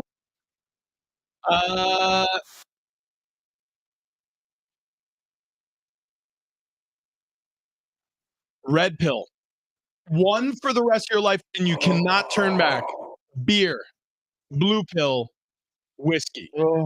You will never enjoy the taste of a beer if you choose the blue pill, and you will never, ever again sit down with a bottle of bourbon if you choose red pill. Choose wise. Good Lord. Man, oh man. Gosh, both of these have their pluses and minuses here. I think I would go blue pill whiskey. I think I'd pick the whiskey because I think that there are more higher end moments with a whiskey in my hand, and I can still barbecue with a whiskey in my hand. Okay. And if I'm looking to get slammered real quick, I'm get there faster with the whiskey. But Scenario. Here's a course. scenario that changes your mind, TD. Okay. I guess you could use this with whiskey too, but a beer is what strikes my head. It's been a long day. You're at the campground with the family. No. You sit down after lighting that fire, and then what's next to you? Oh, is that an open cooler? Oh, what's in that cooler? Those mountains blue. The mountains are blue. You got to move that LaCroix over. It's icy cold. Oh my God, it's an icy cold Coors Light. Who brought Perrier on a camping trip? Get that out of my way. My fire has smoky from the campfire. Oh, I wonder if this beer will make it. Oh, it's so much better. Show us to go camping. Just beer. Wow, you're going beer over. So I'm with Fletch. You can't funnel whiskey until you have death. I can't funnel beer. I guess that's true. I mean, I would miss doing those sort of fun things. Shotgunning. You can't shotgun a can of whiskey. No. You know what I You mean? can get a can of whiskey. You sure can. And also, in terms of spirits, there's so many other spirits like gin and vodka. And tequila old fashions. They're really good. Yeah, tequila. Yeah, it can be a little bit of a whiskey replacement, kind of. You know, I need beer in my life. I mean, think about. Okay, hang on. Think about the act of beer. Like, think about the shower beer. That's true. True. Think about the garage beer. I know. Hang on. How about this? Think about the golf beer. Boat beer. The boat beer. Oh my God. Think about the lake beer. You don't even have to be on a vehicle. Golly. You're just standing looking at water, drinking a beer. Think about the beer that you have outside of a sporting event or a concert on the tailgate of your truck. That beer is a great beer. That's very Holy true. cow. Those are great. They're great. How about just the beer? Like you just decide, you know what? Screw it. I'm gonna fill up a Yeti tumbler and I'm gonna walk around with one. What I call that? Yeah. You know what? That's funny. I was going to say that. Work beer. Exactly. So, Paul, we're not drinking whiskey. Well, we are. We have done that. We've done the work here more than we care to I'm mention. gonna stick with it also because I just built a couple shelves for my my favorite whiskeys, and it would look odd if it was just beer cans up there. Yeah, that was a good one. Okay, Red Pill, Pop Tarts, Blue Pill, Cheez-Its. Mascots or food? Great question. That's a If great we follow-up. didn't specify, I guess we go food on Yeah, this. go food. Food is So you're Because- taking blue pill? oh yeah. Have you ever had a Parmesan cheese? Yeah, I forgot about all the flavors. that's right. I Extra mean, toast. Pop Tart has all the flavors. How about too. extra cheesy? Yeah, I'm with Ben. Again, I'm with Ben. Yeah, blue pill. I love a Pop Tart. And I mean love a Pop Tart. But if you're asking me what I eat more often, what I need in my life, it's cheese. Yeah, I would go. Okay, that's fair. Now, if we went mascots, it gets a little tough. Yeah, mascot I might take. The Pop Tart was pretty fun. I'm taking the Pop Tart. Yeah, Actually, yeah, But the we'll go. cheese in it had some dance moves. I don't know. They're real good. But coming up toasted was strong. By the way, good for college football, understanding that these games ended up not being good games on the field, but they were really being good games. And so they were just like, oh, well, we got to make a viral moment somehow. It's not going to be from a great interception or a great touchdown pass. Let's dress up a Pop Tart and eat it. Yeah. Who put the last Red Pill blue pill on the list? Who's responsible for that one? Okay, so our next one is Red Pill, Jim Harbaugh, Blue Pill, Bill Belichick. The last one says Red Pill, you find the perfect stick. Blue Pill, you find the perfect rock. What the hell happened to you as a kid? Cool, man. We find the perfect stick, like it's a walking stick. It could be a really cool sword, or like you find a cool rock, and it's like, why is it a perfect circle? Why does it look like a dinosaur egg? This would be perfect to skip across the lake. I think I'm gonna stick on this.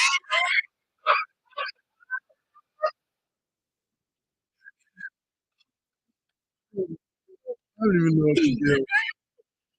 I'm taking Jim Harbaugh. You know, I'm also taking testosterone replacement therapy. I want to talk to everybody about that right now. Yes. Good Lord. Hello. Yeah, a lot of high fives. Actually, my hands hurting from all the high fives I've been getting lately from all the oak. testosterone I've been taking. No, look, here's the truth about testosterone replacement therapy. It's not just for people in their 40s or their 50s or their 60s. It's for people who are getting up there in their 30s. I'm 37. I'll be 38 in 2024. And I never thought to get my test checked. Like, it was not on the bingo card for 2024 or 2023 for that matter. But I went into Dr. Roy David's office over at Golden Triangle Plastic Surgery, the Man Zone. So the Man Zone is awesome, super discreet entrance. You walk in there, you can sit down, watch some ESPN. You can have yourself a little whiskey. You can sit down, open up the beer fridge. It's very relaxed. You get your tea tested. And I found out that I was in the low 300s. Now, there's a range between 300 and 1,000. And I don't want to be low average. I want to boost those numbers. I wanted to start feeling better. I wanted to have more energy waking up. I wanted to feel less sluggishness, especially when I choose to work out. You hit the gym. The worst feeling in the world is when you're standing in the gym and you're like, I don't want to be here. But when you get your T numbers up, all of a sudden you're like, you know what? Yeah, I'm motivated to get in shape. It just feels easier. There's not so much resistance behind it. I can't describe it any other way, but that's what life feels like on the other side of getting this testosterone situation handled. There's just less resistance. I feel more like myself. So if you're waking up in the morning or you're going through your day and you're losing steam, losing a little energy, and you feel like you need a little bit of a boost, get your testosterone checked with Dr. Roy David. All right, board certified plastic surgeon over at Golden Triangle Plastic Surgery. Visit manzone.com. That's manzone.com and start your therapy this year. It's a new year. It's a new you. And coming up next, we continue this nonsense.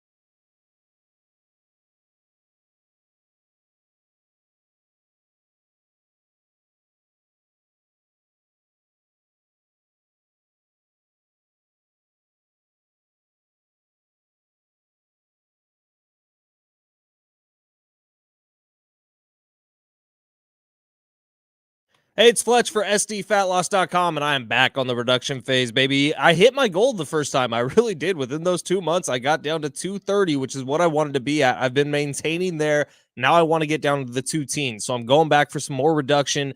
And I got to be honest, yesterday was day one. I felt fantastic. It was a better feeling than all the crap that I'd been eating leading up to it. So if you're tired of the yo-yo dieting, and if you're thinking about trying the latest fad medication, just don't do it. Most people don't realize that while you might lose weight, it's just from temporarily suppressing your hunger. So as soon as you get off the drug, your frustration and your weight could come right back to haunt you. SD Fat Loss has the secret for quick weight loss and, most importantly, lasting weight loss. If you need any more proof, the 3 of us did it, and if the 3 of us can do it, you can too. And we all lost a tremendous amount of weight. Everybody over 30 pounds lost in just 2 months' time using their time-tested methods over literally tens of thousands of clients across the country. SD Fat Loss has broken down the weight loss code. Gone are the starvation diet plans. Do away with the latest fads with their long list of side effects. It's just good old-fashioned dieting, and it's eating smart. It's losing weight the smart way. Get on over to SDFatLoss.com. Get a free consultation today with our friends Wayne and Chloe, who have been our weight loss team, coaching us through this entire thing. And it's worked wonders for the 3 of us, and it'll change the way I live for the rest of my life. SDFatLoss.com. Free consultation today.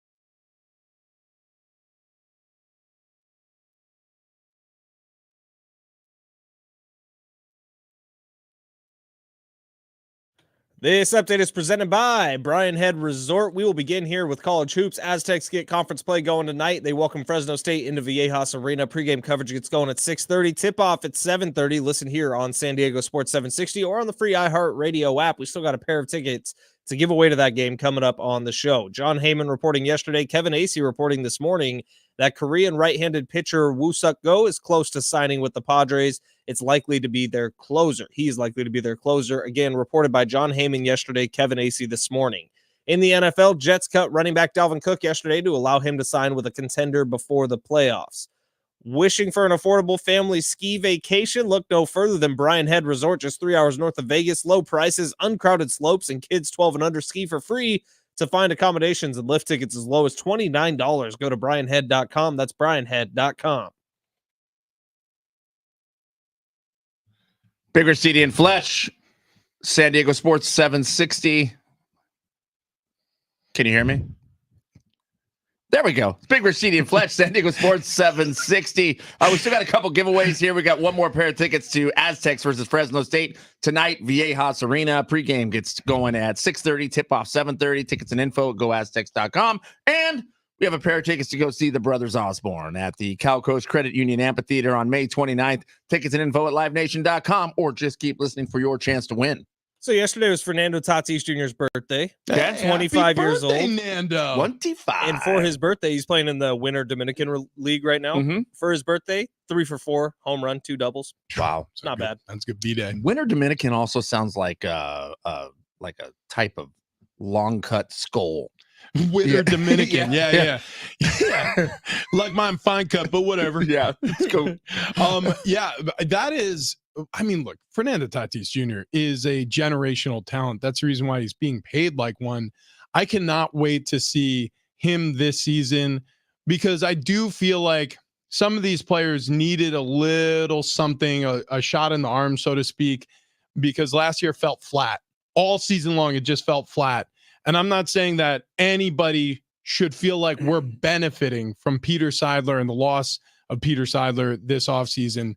But if there's anything that's going to motivate you to maybe be the best version of yourself, is having somebody who I think most in that organization would designate as a great person leave too soon. And also he's the person who assembled all this. Like, he put all this together. You know, he put his trust in Fernando and Manny and all these guys, and obviously wanted to see a championship come to San Diego. So hopefully they make good on that promise. My hope would be for Fernando this year is to finally see him without any distractions heading into a Major League Baseball season, because there was COVID, then there was the wrist, then there was the steroids. Now this year will be the first time we get to see him actually come out of a spring training and have zero distractions heading in. Do you guys find yourself getting fired up over any of these offseason signings, like where you're burying your head in the sand for a little while and you're looking up like all the stats on Wusik Go or whoever it's going to be, you know what I mean? Like this reliever from Korea, or, you know, this starting pitcher that the Padres are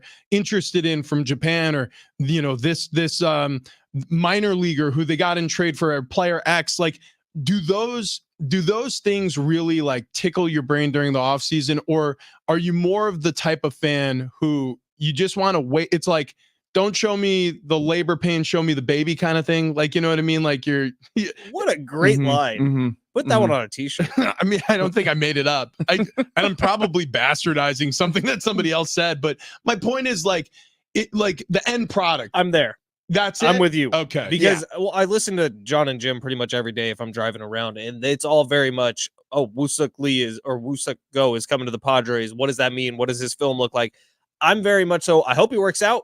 John Heyman saying he's most likely to be their closer. Well, great. If he's good enough, let's do it. But I more get to spring training, see how these guys actually are. Give me a full roster, because right now you don't have one. And then let's see how it actually plays out, because of the disappointment that was last year and the excitement that was the year before that. When you get Juan Soto over, when you get Blake Snell in free agency, when you get Yu Darvish, it's just the amount of exciting signings make these signings feel very small. Yep. Ooh, Yep. yeah. 1000%. And that's exactly where my head went. One, I think the buildup of last year, you know, you're looking at stats. This is going to be amazing. It just doesn't work.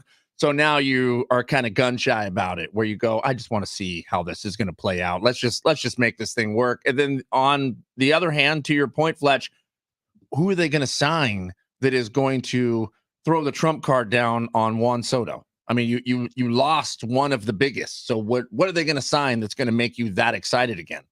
I don't know. Nobody this year. Correct. Yeah, I'm with both of you. I think Fletch, great point that you brought up about how impactful the other offseason signings have been in trades in the very recent past. It really does overshadow anything the Padres are going to do this offseason. And to your point, TD, like it really is one of those things where you've reached the point of diminishing returns with excitement. When you have a season like you had with all those stars, like you fans can't afford to be that excitable anymore, because that energy, I felt drained at the end of the season. Yeah. I felt legitimately drained, because I was living and dying on a lot of these games down the stretch. And I felt like I was exerting more energy than sometimes the players were. As a fan watching, I'm like, why do I care so much? Why am I doing this to myself? I mean, I was pulling my hair out. Look at me now. That being said, I did watch some. Every time I have to think of Wusik Go, I watch some highlights from him. Yeah. He is filthy. Yeah, dude, he's got great stuff. So we're all kind of going back on what we said. I think through social media, you absorb certain things. Like, you'll see a video, you know. I mean, you want it to work out. So you're obviously going to look at stats and go, okay, hang on. This is a good one. But I find myself not wanting to do that. And now here's the problem with the Padres. They still have like 6 roster spots open. Yeah. Maybe it's 5 now. Yeah. So did they sign him, or they're close to it? They're close to. Kevin AC put out a tweet like 5 minutes ago saying they're close. Okay. They appear close. Yeah. It's interesting, man. I'm so anxious to see how the Padres play this upcoming season. Yeah, in that tweet, did Kevin mention us at all? Yeah, No, did he say word. anything about us? Because he did stand us up in November for dinner. Well, That's We had to right. That's put right. that on the books. That might be a two-way stand-up. We probably needed to do a little more. I think look, the phone works both ways, Kevin. Yeah, And I know we're the one who's really burning it up on our side. Yes, love is a two-way street. Yeah, it Mhm. is. Mhm. And it's a battlefield.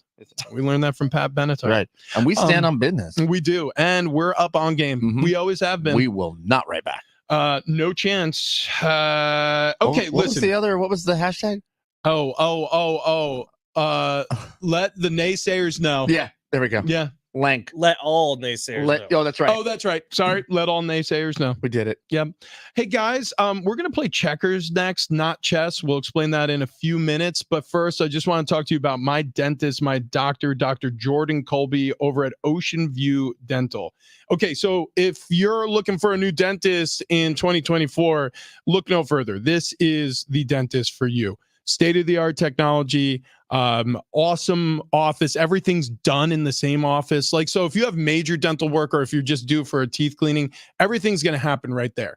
And what I mean by major dental work, I had 3 implants put in and a tooth extraction done in Dr. Colby's office. I never had to go anywhere else. I didn't have to leave for imaging. I didn't have to talk to anybody in endodontics. I didn't have to, book an appointment with a different specialist. I didn't feel like I was just going to places to check boxes for referrals for a dentist's office like my former dentist was going to have me do. It was going to be a 1.5-year process to get new teeth. And it felt like it was going to drain the bank account. Instead, with Dr. Colby, everything happened in the same office, and it all happened within 3 months. I went from thinking I was going to have an 18-month procedure where I was going to have to miss a ton of work. I was being explained all these, horror stories on the front end, to having it be a 3-month process, super easy, same office the whole time. Dr. Jordan Colby was my guy, and he should be for your family as well. He explained to me my procedure. He showed me the digital picture of what it all entailed. I felt 100% confident and comfortable. And now he's my family's dentist, and he should be your family's dentist. He's got an office in Oceanside. He's got one in Fallbrook as well. They provide excellent dental care, personal and professional attention your family absolutely deserves. Ocean View dental patients come from all over Southern California, and for good reason, because Dr. Jordan Colby is a miracle worker, and I do not use that term lightly. Go to his website, oceanviewdental.net, and check out the before and afters on some of the work he's done on people. He can change your whole smile in a single day. It's unbelievable. That's oceanviewdental.net, oceanviewdental.net.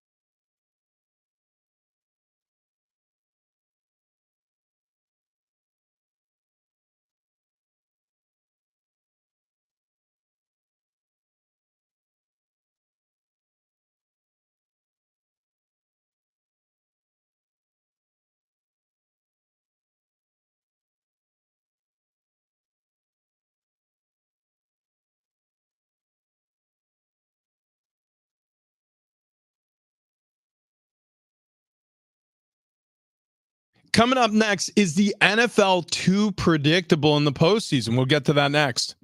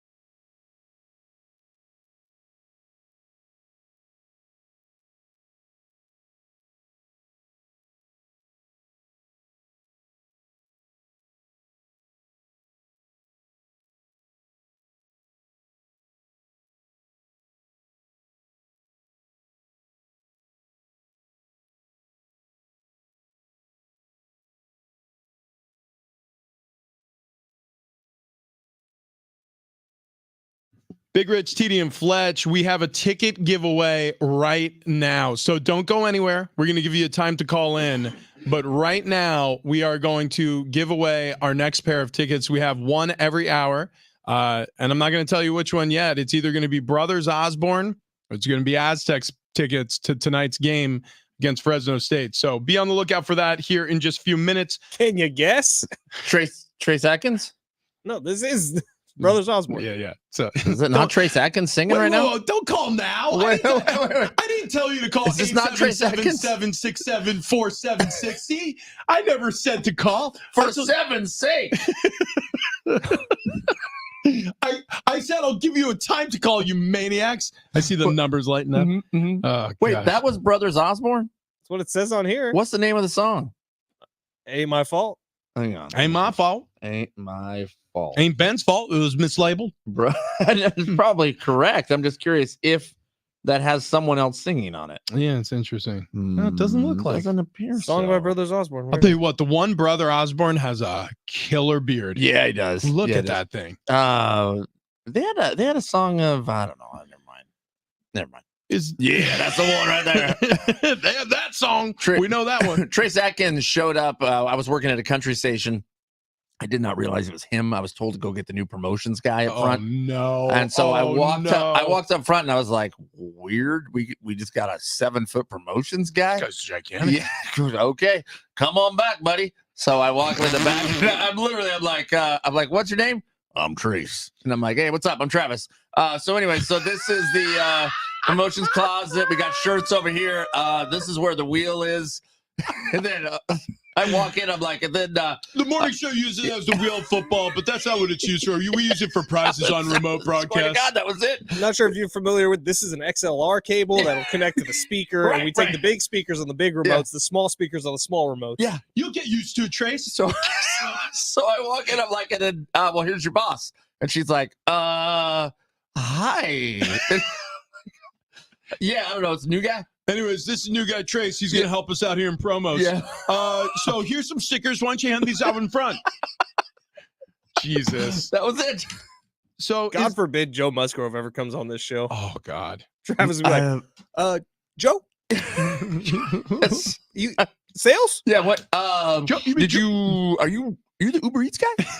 Yeah. Thank you for bringing us coffee. It's weird. Java Joe, not making the connection. So the NFL, I got you. Is it too predictable?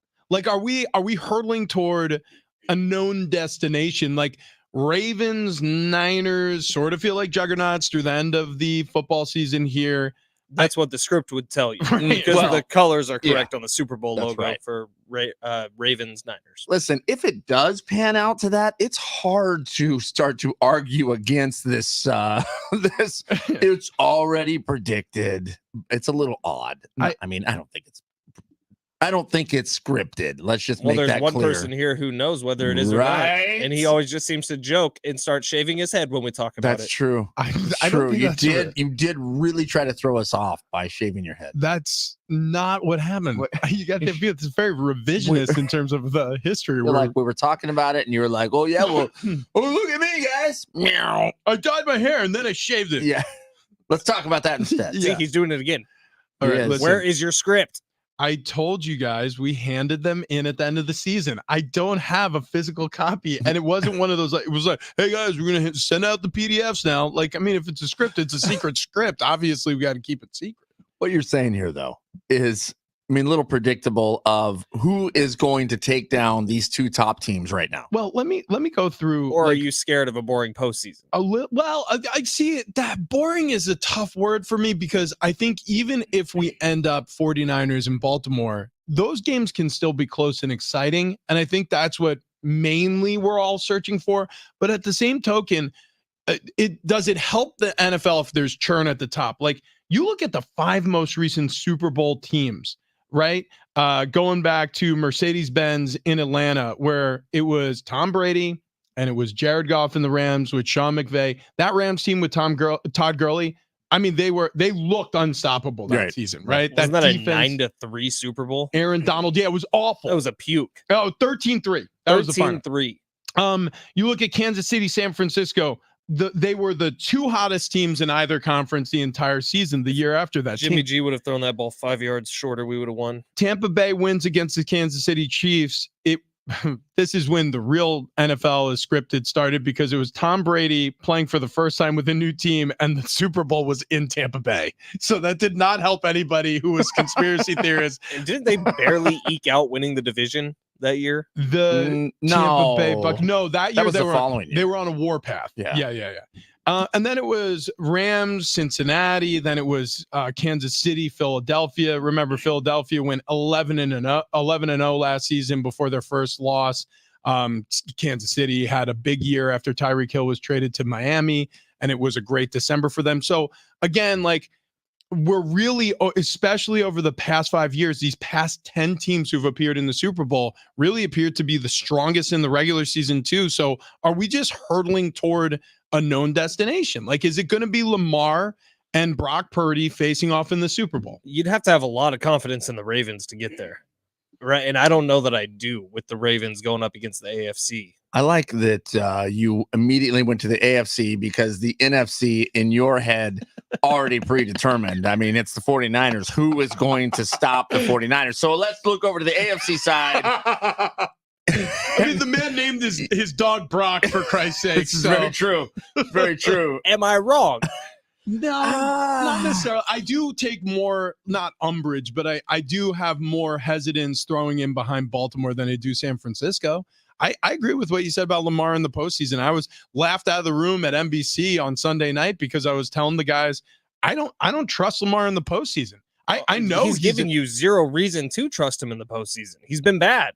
He's given you zero reason to trust him in the regular season. This is the first season he's had where he's been phenomenal from start to finish and not had an injury, right? Well, he had the MVP. Oh, he did. Oh, yeah, he did. You are correct. Which correct. Which we can't delete that. Glossed over. This will be his like second MVP in the last 4 years. Glossed over. That's pretty cool. Okay. You are correct. But having said that, it has been rough in these past two regular seasons. There's no question about it, due to injury and otherwise, but still, like, I mean, honestly, hopefully he proves me wrong in the postseason, because he's the most electric football player on the field when he's healthy, when he's playing. It's awesome. He is. Yeah, he's awesome to watch. Human joystick. Here's what it is. So I don't know if your guys' wives are hip on this, but my wife is very much so. Like, if I'm dancing while I do the dishes, which I do all the time, my wife will say, "Ew, that gives me the ick." Like, I give her the ick. Lamar Jackson in the postseason sounds like it gives you the ick. He does. Yeah, it does. I get the ick. It's not just the trust factor just isn't there yet. I suppose that could change. We should make a segment called The Ick. Yeah, things that give you the ick. That'd be very trendy on social. Yeah, we'll get to that. The what is the girl's name here on Good Morning Football? It is Caitlin Jamie Earhart. Caitlin Clark, which we will get to, because John Fink over in the newsroom texting me that his wife now on the case here for this final buzzer beater shot. Image. She said the ball still in Clark's hands when the clock hit all zeros. The answer is a resounding no, it was not. While the clock on Peacock's broadcast seemed to show time running out before Clark got the shot off, the broadcast clock is not the official clock. Travis, tell me about how skinny you are, please. Yeah. When you know. Well, and also you don't have to read every text you get. This was what dude, though. I have to read every text. All right. First, I just want to tell everybody that coming up next, the NFL has fixed everything. And also Pete Fiutak is going to come on. We're going to talk a little college football with him. The national championship coming up between Michigan and Washington. Also, we have a ticket giveaway right now. 844-570-1360. Oh, sorry. 877-767-4760. It's harder when you say it like that. Like, I feel like it's got to be ... That's the cadence. Okay. 877-767-4760. Close. We're almost there. Close enough. All right. Well, call right now if you want Brothers Osborne tickets. They're playing in May at Cal Coast Credit Union Amphitheater. And Travis, man, you are looking. You're wearing the hell out of those jeans. Yeah. You're damn right I am. Look at the backside. Wow. Yeah, really good, right? It's so tight. And that's all thanks to SD Fat Loss. And look, I'm not good at dieting. Okay.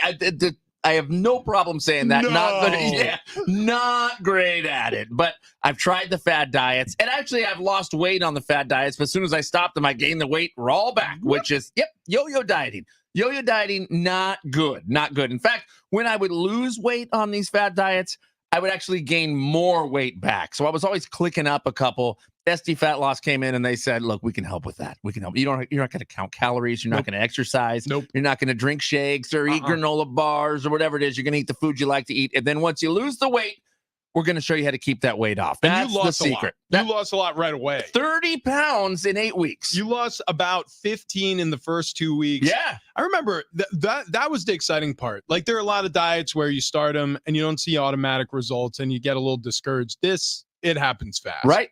And it works. And it can work for you. So go to sdfatloss.com. The consultation is absolutely free. So you're going to talk to them. You'll set it up. They'll show you how it works. If it's for you, boom, sign up, go for it, because I promise you it does work. Look at the three of us. We're over 120 pounds. Fletch on this thing again going, I'm going to lose 30 more because it works. sdfatloss.com. Go there right now, sdfatloss.com.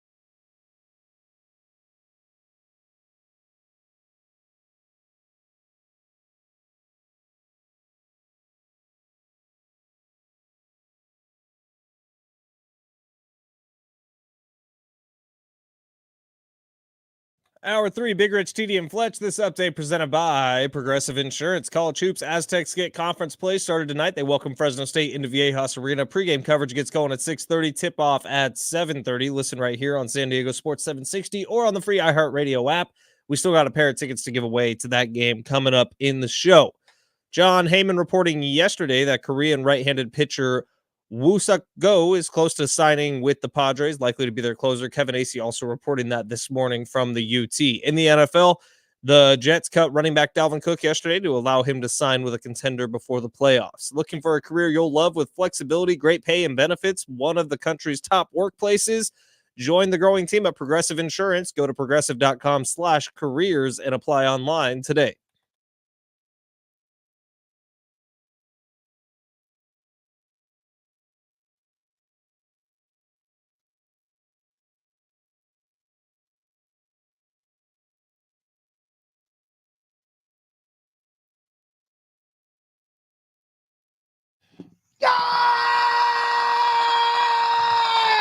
Woo! Happy Wednesday to those who celebrate. Big Rich, TD, and Fletch with you on this glorious hump day. All right? If you're hopping in the car for the first time today, maybe you haven't had your coffee yet. You're taking us with you where you're going. We appreciate it. Drink that coffee now. You drink your coffee. I don't care if it's burning your tongue. You drink that damn coffee. Scott sending us a message here, wanting to know what that phone number is again, because he wants Aztec tickets. So we do have those to give away still. One more pair, Aztecs tonight. That phone number, 877-767-4760. When you do it, it sounds so much better when I do it. Because you throw in random 76. Yeah, you're like 877-76-7-47-60. No, this is the way I say it. I say 8,777 67 47 60. And it rolls off the tongue totally for normal. me. Or it's just 877-767-4760. Okay, maybe I'll do it your way. 877-767-4760. Done. And if you just store it in your number in your phone, then you don't have to remember the number anymore. That is true. Just store it in your phone. We'll just keep saying it because it's so good. That 4760, whoever came up with that part, gosh, dang it, genius. Anyways, look, here is what we're going to do. We have a final pair. It's 877-SORG 760. SORG, spelled with an S, 760. 877-SORG 760. Don't call now. Don't call now. Yeah. Sorry, we're lighting up the phone lines. We do have Aztecs tickets to give away. They're taking on Fresno State tonight. Go Aztecs.com to pick up tickets of your own. But if you want to win a pair, keep listening right here, San Diego Sports 760, your home of the Aztecs. And if you're listening on the free iHeartRadio app, we appreciate it. Best way to listen to the show because, I don't know, they tell us it's the best way. And frankly, we just want you to share a link with a buddy. So Crystal clear HD. Oh, It's like, that's what why. is that? That actually is. Huh? That is why. See, and you think it's hard for you to read the phone number. It's backwards for me. Ooh. I meant for our listeners, you nailed it. It sounds so much better on the app. I meant for me. I have no idea why it benefits us more for the app, but dude, that's what they tell us. So that's what I tell our Well, it listeners. sounds better. You could take it anywhere. We had a listener yesterday to the Darren Smith show who was actually on vacation on the other side of the globe. I can't even pronounce the name of the country he was in, but it looked beautiful. Oh, wow. Jeez. And he was taking pictures while listening to the free iHeartRadio app. Well, Right. I finally, I didn't do this prior to last night. I finally hooked up or linked my wife's Amazon Alexa account with my iHeartRadio account. Hey, Alexa, play San Diego Sports 760. Dude, it'll do it. So now, It'll do what you said. but you have to say on iHeartRadio. So I'll give it commands now, and then I'll forget to say iHeartRadio and be like, if you want to purchase Alexa Music, I'm like, shut up, Amazon device. I've already purchased the iHeartRadio premium package. So anyways, I digress. Look, the point is the NFL fixed everything. Yeah, they did. We no longer have any concerns. There were a couple of instances of a little bit of tomfoolery, a little bit of when foolishness. he says things like that, I think it is scripted because he says the NFL fixed everything as if he was talking about the mistakes they made. But I read it as the NFL fixes everything, as in fixes the outcome of games. No, the fix ain't in. I mean, there were problems and they solved them. So, Right. for example, Right. Carolina Panthers owner David Tepper, in a little bit of a temper tantrum, throws a drink at a fan. Temper tantrum. A temper tantrum. Tempura tantrum. Can't even say it. I don't think that. Actually, that sounds delicious. It does I'll have actually to. sound, yeah. But he threw a drink at a fan's face, and he was fined $300,000 for doing so. And the NFL said, "Don't do that anymore." And so he was like, "Yep, I won't." And then so they're like, "Great, problem solved. Done. Moving on." So Done. the comparison you We made are in the good first at hour, this. which I thought was a good one, which was what's her name, Brittany Mahomes and Yeah. Jackson Mahomes throwing the champagne on Buffalo fans, which was not cool, classless. The David Tepper one feels worse to me It does. because he owns the It team, was out of anger, not out of celebration. right? And And was he does own the team. It's really ugly. like, it's a bad look. $300,000 doesn't seem like enough. And also, the guy who's shouting at him was clearly, in my opinion, because like I couldn't hear a word of what was being said, but there's video of this altercation. The guy who was shouting at him looked like a Carolina fan, like looked like a guy who was like, "Hey, Tepper, give me my money back," because fans spend money on those tickets. Right. And the product has sucked all year long. I mean, Bryce Young had an awful season. They fired their head coach, the second head coach they fired in consecutive years. So I get the frustration from the fans, and so should David Tepper. Well, no matter what, David Tepper should just be above it. I mean, come on. You're going to get heckled. At some point in your life, you're going to get heckled. How you respond is a reflection of who you are. This is ridiculous. But again, the NFL completely fixed the problem. They did. Because $300,000 fine. David Tepper's like, okay, so I'm sitting on a fortune of $2, maybe $3 billion. And this $300,000 fine, like, it really stings. Right. It And does. so- It does. Isn't it sickening that that's pocket change to him? Oh, dude. I mean, he would walk over $300,000 just for his favorite seat in the house. He would pay $300,000 for an Uber if it was Well, convenient. By the way, raise parking prices by $5 for one season, and he'll make, I don't know, $1 million back. Yeah. So yeah, he'll figure out a way to get his $300,000 back. Don't worry. I like the idea of the NFL fan lottery. Like, I know the NFL charities are a big deal, and it's like all these fines go to them. But what if like everybody who subscribes to Red Zone gets entered into a lottery, and every time there's a is this But okay, hang on. It's terrible for me to say. Keep going. So every It's fan fine. that signs up for NFL Red Zone and pays the whatever, I think I pay $15 a month to have NFL Red Zone on my TV every Sunday. Right. What if that automatically Yeah. enters me into a hopper? And then when David Tepper gets fined $300,000, it's like a Powerball. Fletch. Okay. F TD. them kids. That's Yeah. what I'm saying. But hang on. And also, do you realize like this is how the reporting would go on like the NFL network? Like they would pull up a sheet of paper and they would be like, okay, in other news, running back for Team X involved in domestic violence dispute is fined $50,000. And then hang on, pregnant pause, and then but congratulations to Ben Fletcher of San Diego, who just won the $50,000 fan lottery based on fines. You would have to depend on the fine, okay? So there's legal stuff written in here. Like not all of it is an owner losing his temper and throwing an old fashioned at a fan. I'm not like helmet to helmet contact. So that one goes to fan lottery. Or how about hitting the quarterback low? Fan lottery. I wore the wrong socks to the game. Fan lottery. Whoopsie doodle. But so you're saying, but like if it yeah. Save the really bad stuff for the kids. Oh boy, for the kids. Oh my god. Yeah. You are a sick puppy. I know. I'm Wow. sorry. I'm going to hell. Oh God. Well, that's not all they fixed. No, yeah, they fixed a lot more than that. No. There was controversy with that Cowboys-Lions game, and fixed. Yeah, problem Yeah. solved. They sent out a memo to the rest of the league, and they said, from now on, if you are reporting yourself as an eligible receiver, get me here, Detroit. You just have to do so clearly. The end. Problem solved. So all of you Detroit fans who were distraught after Saturday night's final, where the Detroit Lions lose to the Dallas Cowboys because a 2-point conversion that shouldn't have been taken off the board was, we're sorry. Oh, no, it's not even sorry. Oh, no, it No, isn't. it was just, yeah, you know what? Next time, a little more clearly. Okay. Next time, maybe point to your jersey, jerk. Right. Yeah. Right. Wow. Yeah. Okay. So- The end.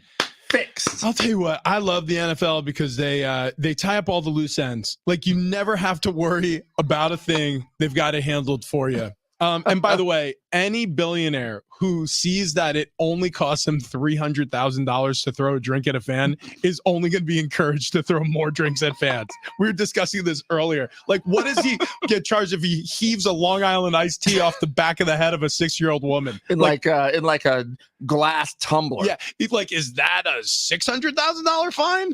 Yeah. Like, I mean, what's crazy is when you're talking billions. Okay, I poured a Slurpee on a toddler. What is that going to cost me? What, 200 grand? What the hell did I miss while I was on the phone? David Tepper threw the drink. Anyway, We're pouring Slurpees on toddlers? Yeah. I'm just saying there's a price tag now on throwing your drink at fans. It's $300,000. It's $300,000, which I said encourages billionaires to throw more drinks at fans. I still think like a hot cup of coffee is worth more of a fine than a Coke. 100%. 100. We'll get back to that conversation because I think there's a lot more meat on that bone, but we need to get into this national championship.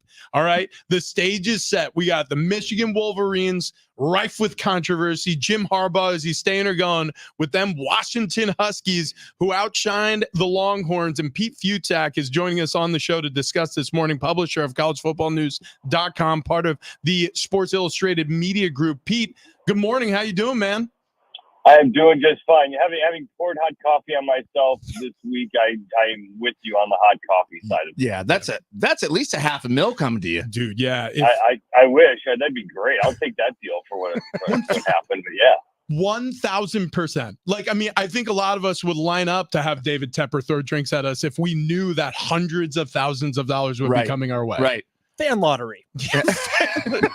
And back to that. All right. Actually, back to the games we watched this weekend before we move forward to the national championship game.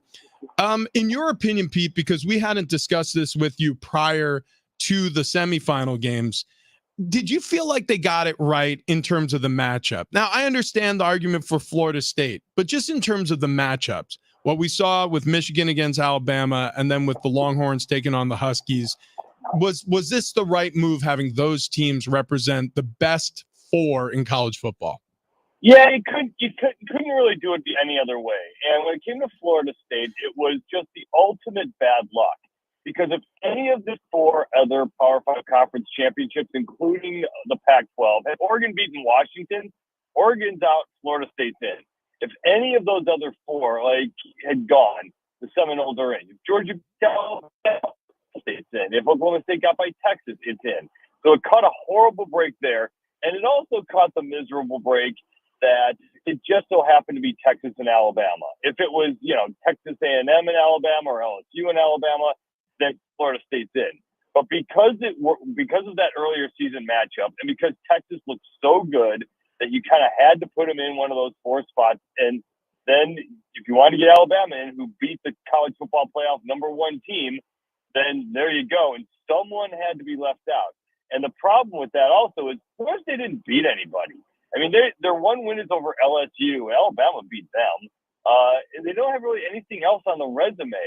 So it's hindsight. Obviously, you had to do it this way. We're not going to have this argument next year when we have the college football playoff expansion. So it will get better than this. And it's really hard to argue with that. The biggest problem with after the game was everyone say, "Oh, see, look, Alabama doesn't deserve to be in." Well, again, Georgia just beat Florida State in the worst bowl loss in the history of bowls. And I know they're depleted and all that, but still, you show off, play a little better than that. And so we may have lost Pete there, so we're going to try to reconnect with Pete Fiutak. A lot of interesting thoughts there. Instant knee-jerk reaction to what he was saying is really it's revisionist history for a lot of college football fans to say, like, hey, Florida State got burned, but those were really exciting matchups because you're speaking out of both sides of your mouth. Like, yes, you can be upset for the Seminoles fans. You could be really upset for the Seminoles players, but we all knew what this was. It's a made-for-TV tournament bracket, and I think they got it right. So, Pete, like, if I'm understanding you correctly, you feel the same way. Like, this really was an inevitability and the best matchup that they could slap together. There was no conspiracy theory. There was no nefarious thing happening. It's not an, oh, hey, look, ESPN, they're in the bag with ESPN. I mean, ESPN owns the ACC rights too. Like, so it's not like, if they really were doing something and there really was something bad happening, they would have found a way to get Georgia in there too. So, and they would have said, hey, look, 4 best teams theory, we think Georgia's better than blah, blah, blah. They would have gotten 2 SEC teams in there. So they really did, knowing these guys like I know them, they did do it exactly according to the methodology, and they actually did it right. Someone had to be left out. And really, honestly, Florida State probably gets just pile driven by any of those teams. So, Pete, if that was the biggest storyline in college football, number 2 has to be Jim Harbaugh. Any chance that he heads to the NFL after this season? The problem is where, because in the modern NFL, you're not giving these guys general managerships. That you're not going to get full control and full access like Harbaugh would want. And they're probably not going to pay him like anybody will want to pay him, because the big thing is you get the 35-year-old, hotshot assistant and see if that works or not. But with that said, if somehow the Chicago Bears job came open or comes open, if they decide that, you know what, we're going to take away the GM duties from Bill Belichick, and he's like, I'm going to move on to somewhere else, then certainly there might be a couple openings. I don't know why you do it. You get paid better in college. He gets to control everything. Everything's working right now. So I get that he is a pro coach. I get that he has the itch, but I am not 100% sold he was just going to go walk off into the pros, unless they think that he's going to get nailed with something or he's not going to be able to coach for a bulk of next year. Because at the end of the day, I remember watching Michigan probably be vacated, but nobody cares. Pete, we know that you have a very special connection to San Diego State. So before we get your prediction on the national championship game, I'd love to hear your thoughts on Sean Lewis, the hiring of the new head coach on the Mesa. We had Sean on the radio show, certainly impressed all 3 of us. Thoughts on Sean Lewis? Fun. And so with you had to do it, because as much as I love defensive football, I love the San Diego State style under Rocky Long and then under Brady Hoke, and the way it worked, where you just had this way of doing things that always seemed to be consistent and won and was great. But you've got that shiny new stadium. You've got a campus and a college that's starting to kind of change, become more national, becoming a bigger thing. And if your way to showcase that, besides basketball, is your football program, you need an offense that can do something. And get ready, because San Diego State football is going to go about 1,000 miles an hour. They're going to have they're going to lose every time of possession battle by about 15 minutes, because they're going to have the ball for 19 minutes a game. But they go fast with what Sean Lewis does. And at the very least, it's going to be a whole lot of fun. Yeah, I agree with you. It was very interesting how things ended in Colorado.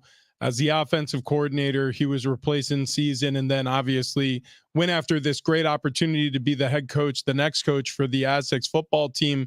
Any thoughts on the way things ended with he and Coach Prime, and kind of the weirdness there, or should that be a complete afterthought at this point? A little bit of an afterthought, but basically the offense was getting this kid killed. I mean, the part of the thing about the flash fast offense, it's not flash fast, I don't even know what he's calling it now, but the fast offense that he runs is that it does open it up your quarterback to take you shots. And the problem with that was Colorado, for all the great things it did through the transfer portal, you can fix and get good fast with great skill parts. You can't fix the offensive line in just the transfer portal. You got to build that up over several years. And they did not have the offensive linemen. And so it was just kind of a bad mix, because that style of offense, as good as it is, and it gets the ball out of the quarterback's hands in a hurry, Colorado, though, just did not have the personnel up front to keep Shedeur Sanders from getting rocked. Hey, Pete, who do you predict wins this thing? I will be shocked if it's not Michigan easily. Washington's very good, obviously. I did take Texas to win. I've gotten Washington wrong pretty much for the last couple months. But this is such a methodical Michigan team that just fits. They actually had a bad game against Alabama. I mean, for the uninitiated, Michigan doesn't make those mistakes. They don't have the fumbles. They don't have the one key penalty. They don't have the bad plays on special teams. That was kind of counter to what they have been all year long, where they have been about the sharpest, most mistake-free team going. And now they got there. They got past Bama. That was the big test. I do think the national championship was played in the Rose Bowl. If it was Alabama who won that game, I would definitely be taking Alabama. Washington's very, very good, but Washington pitched a perfect game against Texas, and they still almost lost. I don't think you're going to get that same game twice, and I definitely don't think you're going to get a Michigan team that's anything other than razor sharp, especially with the way they play, especially with those lines. The 4.5, if you are so inclined, seems to be Christmas at this point. I would love to see Washington win because everybody who I know who goes to Michigan is really annoying, but I just don't think it's going to happen. Well, Michigan has a habit of shortening games, and that definitely benefits them with that defense. But Washington has been so clutch this year, winning a lot of close ones. So very, very curious about this matchup. Pete, you're awesome every time we have you on. That's why we do it a lot. We appreciate your time this morning. We'll do it again soon. Anytime, guys. You have a great day. There goes Pete Fiutak, collegefootballnews.com publisher with that outfit and friend of the show. Okay, moving on from that, gentlemen, we have a lot still to get to, right? We've got to get to a couple of updates out of the NFL that came through this morning. Also, a big win for carnivores. And speaking of carnivores and diets, Fletch, you're wearing the hell out of that Russian River beer shirt. You're damn right I am. Yeah. You know what? Because like 5 months ago, the three of us, we were doing yo-yo diets. We were doing the fads. And while we all did lose a little bit of weight, we gained it all back relatively quickly. In fact, in some cases, looking at UTD, very quickly. Come on. But come then on. SDFatLoss.com. Sometimes people yo-yo in the same day. I understand. But then SDFatLoss.com came around, and all three of us had a ton of success on it. And if the three of us can do it, you can do it. Because what most people don't realize is that while you might lose weight on those fad diets, those yo-yo diets, it's just from temporarily suppressing your hunger. So as soon as you get off the drug or the fad diet, your frustration and your weight could come right back to haunt you. SD Fat Loss has the secret for quick weight loss and, most importantly, lasting weight loss. The three of us did it. I went from 278 down into the 230s. And so then I've been maintaining. I've been staying in the 230s. As of yesterday, I'm back on the reduction. I'm trying to get to the 2 teens, and I know I can do it because I have the tools given to me by SDFatLoss.com. If you want those tools, you can get a free consultation today. Head on over to SDFatLoss.com and schedule your risk-free, totally free consultation with Wayne and Chloe. They were our weight loss team. They were awesome, and you could get them to SDFatLoss.com. Get rid of the yo-yo diets and just start doing the actual diet, which is SDFatLoss.com.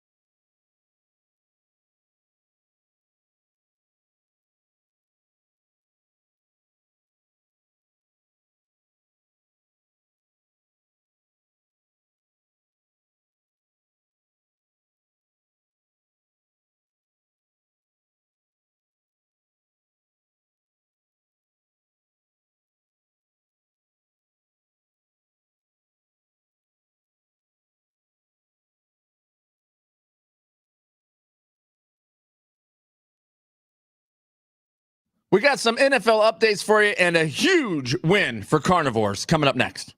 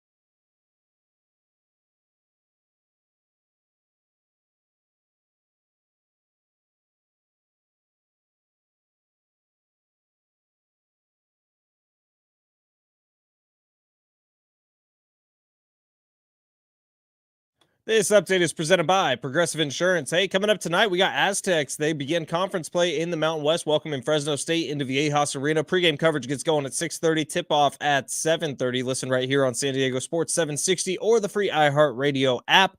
John Heyman reporting yesterday and Kevin Acee reporting this morning that Korean right-handed pitcher Woo Suk-go is close to signing with the Padres and is likely to be their closer. That from John Heyman, not from Kevin Acee, by the way. In the NFL, Jets cut running back Dalvin Cook yesterday to allow him to sign with a contender before the playoffs. And Panthers owner David Tepper fined $300,000 for throwing a drink on a fan. Progressive Insurance is making it easy to save money when you bundle your auto policy with your home, condo, or renters. You'll earn a multi-policy discount. Easy to bundle, easy to save. Visit progressive.com. That's progressive.com.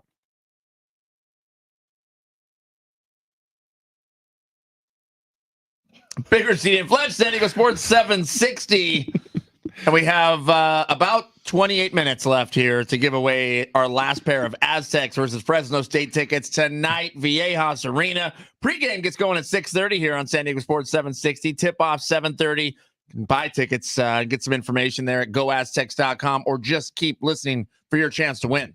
How about this, boys? We were talking about the iHeartRadio app and how we're in Mega HD. Yeah. 808 iHeartStream. Iced coffee for my hour on the way to highway to hell. I mean work. Thanks for making it bearable, guys. You're welcome. 808-619. You boys sound great on the app. I'm driving across the plains of Texas on my way to Nashville. That from Jared, who's moving to Nashville. Jared. Yeah. Jared, you Drive better safe. not stop listening to us.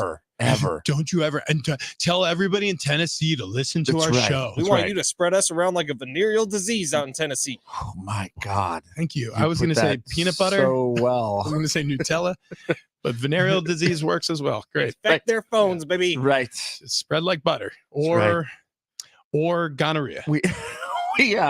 We got real close to moving to Tennessee. We talked about it in depth. Like Yeah. we were looking to move. And if Travis moved, we All were all three of moving. us? Right. We were all. No, you guys are coming. Sorry. But then I realized that my current job in Tennessee pays far less. Here's the interesting thing about me. If you guys, either of you guys move, I'm moving to where you moved to. Yeah, I'm with you on Because that. we're friends now. Yeah. And that's what friends do. Friends. That's what friends do. Anyone could have. And yeah, so We're a wolf pack. I do honestly, like, if Fletch was like, I'm moving to Canada, I would go home. I would go home today. I'd be like, so Annie, quick question. Turns out the visas in Canada are pretty tricky. Yeah, well, dude, Oh, really? You got to be pretty buttoned up to become a Canadian citizen. dude, I wouldn't suggest it. Like, America, as it turns out, is the best place to live on the planet. Canada's Yep. pretty dope, dude. Is it? Yeah. Oh, actually, no. I've been to Montreal. That's how you pronounce it. However, there was a list of each country's must-try food that came out, and Canada, beaver tails. Oh, what? I was I'm going to say down. poutine. What? Yeah, I would have thought that too. Beaver tails is what it is. All right. United States. I am I 100% knew you'd say that. interested in seeing what a beaver tail tastes like. Yeah, well, the USA, hot dogs. What? Jesus. Yeah. Get the like, hell out of here. We have tri-tip. okay, so yeah, listen, we don't like nail it on every list. That's fine. That's fine. You don't need to nail it on every list. Hot dogs are great. Mexico, tamales, Belize, fried jacks. I don't know what that is, but I kind of feel like I'd like it. I think it's a pancake that's fried instead of like just cooked on butter, which is also frying, but it's like they dip it in oil. Deep fried pancake. What? That sounds which is basically a funnel cake. so that's good. true. That is true. Dude, I just had a visceral reaction to what you just said. I mean, it is a deep fried pancake. Maybe I'm having a stroke. Anyways, on the topic of food, we have a true dilemma for the vegetarians and the vegans in our office. Listen up, Schaefer. In our office, we have several in our midst. John Schaefer, noted vegetarian. John Fink, who's a Kogo newsman at our sister station, is 6'10". He's a vegan for crying out loud. He's the biggest vegan I've ever met in my life. And he grows a beard in a day. We watched it. Yeah, it's also true. And it's also true. I don't know where he goes to the doctor, though. That's a great point. Right. Yeah. So we'll get to that in a moment. Dr. Roy, thank you. Anyways, look, the point is, though, apparently these plant-based foods, per studies, not so great for you. That's right. Right. In fact, they have found that there is no discernible difference per healthiness between vegan food, vegetarian food, or just the carnivore diet. Dude, see, this is my point. This is what I've been saying to people for years. There has to be a diet where if you only eat bacon, you'll like outlive somebody who's like feasting on salads and ranch dressing and eating croutons and all that stuff. Like, you can still get super fat. I've met some super fat vegetarians. Yeah. Like super fat vegetarians who they're like, yeah, meat gross, I won't touch it, but they're like housing Sour Patch Kids. I'm just like, wait a second, what the hell is that? Can you do that? Oh yeah, those are vegan, those are vegetarian, baby. Oh yeah. That's part of the diet nobody talks about. Well, see, that's the thing, like All of a sudden TD wants to be a vegan. well, people, I mean, I just feel like I could live now. People will be like, oh my god, like I won't touch a chicken, do you see how they're raised and blah blah blah, and then meanwhile they'll go to town on like 2 pounds of pasta. And you're just like, wait a second. I mean, I get it. Maybe you have a moral. There's eggs in pasta. Sometimes, but not always. Not always. No egg pasta is no pasta I want a part of. No. They make it with olive oil sometimes. It tastes good. There's another study here. This is from 2 years ago. Eating a hot dog can take 36 minutes off your life. One hot dog? We did the 999 challenge. Yeah, What did that take off our lives? Wow, well, that was right there. That's about 4.5 hours. Yeah. but it'd be like the last 4.5 Well, we hours. It'd be cooked it the with a worst 4.5 flamethrower. hours. Every time I see or read a stat like that, I think, yeah, like I'm not gonna want those 35 at the end. Saying. I mean, it's not an upfront cost. We're talking about the back nine. Like, you've already had kind of a crummy round. Right. But imagine how many hot dogs you've had. That back nine could be inching up closer and closer to the first tee. Oh, good point. Solid point. Yeah. And I've had a lot of hot dogs, unfortunately. Yeah, same. What adds Same. minutes to your life? I always hear about the things that it's like, for every cigarette, it takes 6 minutes off your life. Like, well, what adds minutes? Here's that. Adds minutes. You're saying Coors Light to does? your life. Yeah. There was a dude who lived to like 104. And he only ate hot dogs. But this says salted peanuts, baked salmon, Goes back to rice, my and bacon theory. beans. They add 10 to 15 minutes to one life. Now, I don't know if that means you eat it once and you add 10 minutes. That could mean like one hot dog takes away 36 minutes. But if you eat peanuts, salmon, and rice and beans, you're going to add 10. Let's throw this out there. For a solid year in college, my like nightly meal was Kraft mac and cheese with hot dog, and I would have 2 hot dogs pretty much every time. And That's I had no complaints Oh, about I'm it. pretty sure they call that trailer trash casserole. That was a year of my life eating that. So does that mean Sign a me year up. of my life is gone? Macaroni and cheese with hot dog slices in it, and like when you're eating out of the blue box and you're making it like in the microwave, you're not taking time to cut those hot dogs, like so the casing's You're all right. ripped. Oh, yeah. Like It's fine. you're tearing them with your hands. It's totally fine. Dude, if you use a knife, that's another dish. That's right. That's right. And with the new jalapeno Cheeto mac and cheese go and on. some hot dogs. Yeah. I mean, I feel like that'd be a good combo. See, and we could make that here in our office. 100%. In fact, we have a pot and a range, what do you call it? A cooktop? Yeah, that's right. That's no right. problem. Yeah. Chicken wings takes away 3.5 minutes. Hot dogs and bun minus 36 minutes. One serving of pizza minus 7 minutes. A can of soda minus 12. Wait, what's I may one serving die of tomorrow? Yeah, one serving of pizzas for me is one pizza. Double, that's what I'm double saying. cheeseburger minus 8 minutes. Bacon minus 8 minutes. Nuts you can add 20 minutes. Peanut butter and jelly. Peanut butter and jelly sandwich. You add 33 minutes. I've had so many PB&Js. See, that's what I'm saying. Dumb. Hang on a second. The amount of PB&Js I've had have absolutely countered the amount of hot dogs I've eaten. 1,000%. Wait, also, did you say peanut butter adds? Peanut butter and jelly sandwich adds 33 minutes to your life. We're all good. Yeah, we're solid. Yeah. I'm gonna live forever. Trevor Lawrence, who missed last week's game due to a shoulder injury, he's practicing on a limited basis right now with the Jacksonville Jaguars. Just want to sneak that in there. Good. Yeah. Sports. Yeah. I wonder how many hot dogs he's eaten in his life. That guy it looks like kind of hot dog, no bun. What? I just mean, like he probably doesn't want the carbs. Right. He just doesn't want the carbs. Right. Doesn't want the 1,000,000%. And honestly, who needs carbs? Right? No, definitely not. No. Definitely not. I wouldn't want him. Does Trevor Lawrence? It looks like he skateboards to me. He does. Long hair, don't care. Yeah. Also, all those muscles. I mean, that throws you off a little bit. But who knows? Maybe he's visiting Golden Triangle Plastic Surgery and the Man Zone with Dr. Roy David with all those muscles. And that hair. Oh, my gosh. So much hair. You know what? We should get his T levels checked. I bet he's off the charts. Well, listen, I wasn't. I was low. So when I went over to the Man Zone at Golden Triangle Plastic Surgery, my expectations were getting my T level test. I thought I was going to be normal or high even. Like I was not.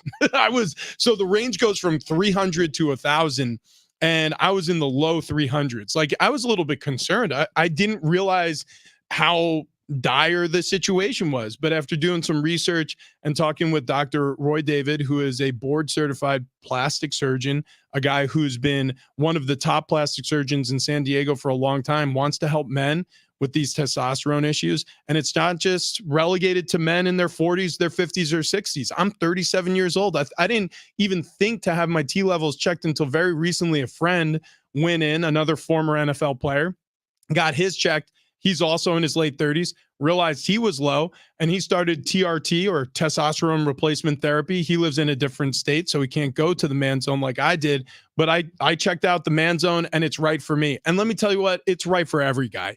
It's super relaxed, discreet entrance. You walk in, the lobby is very low key.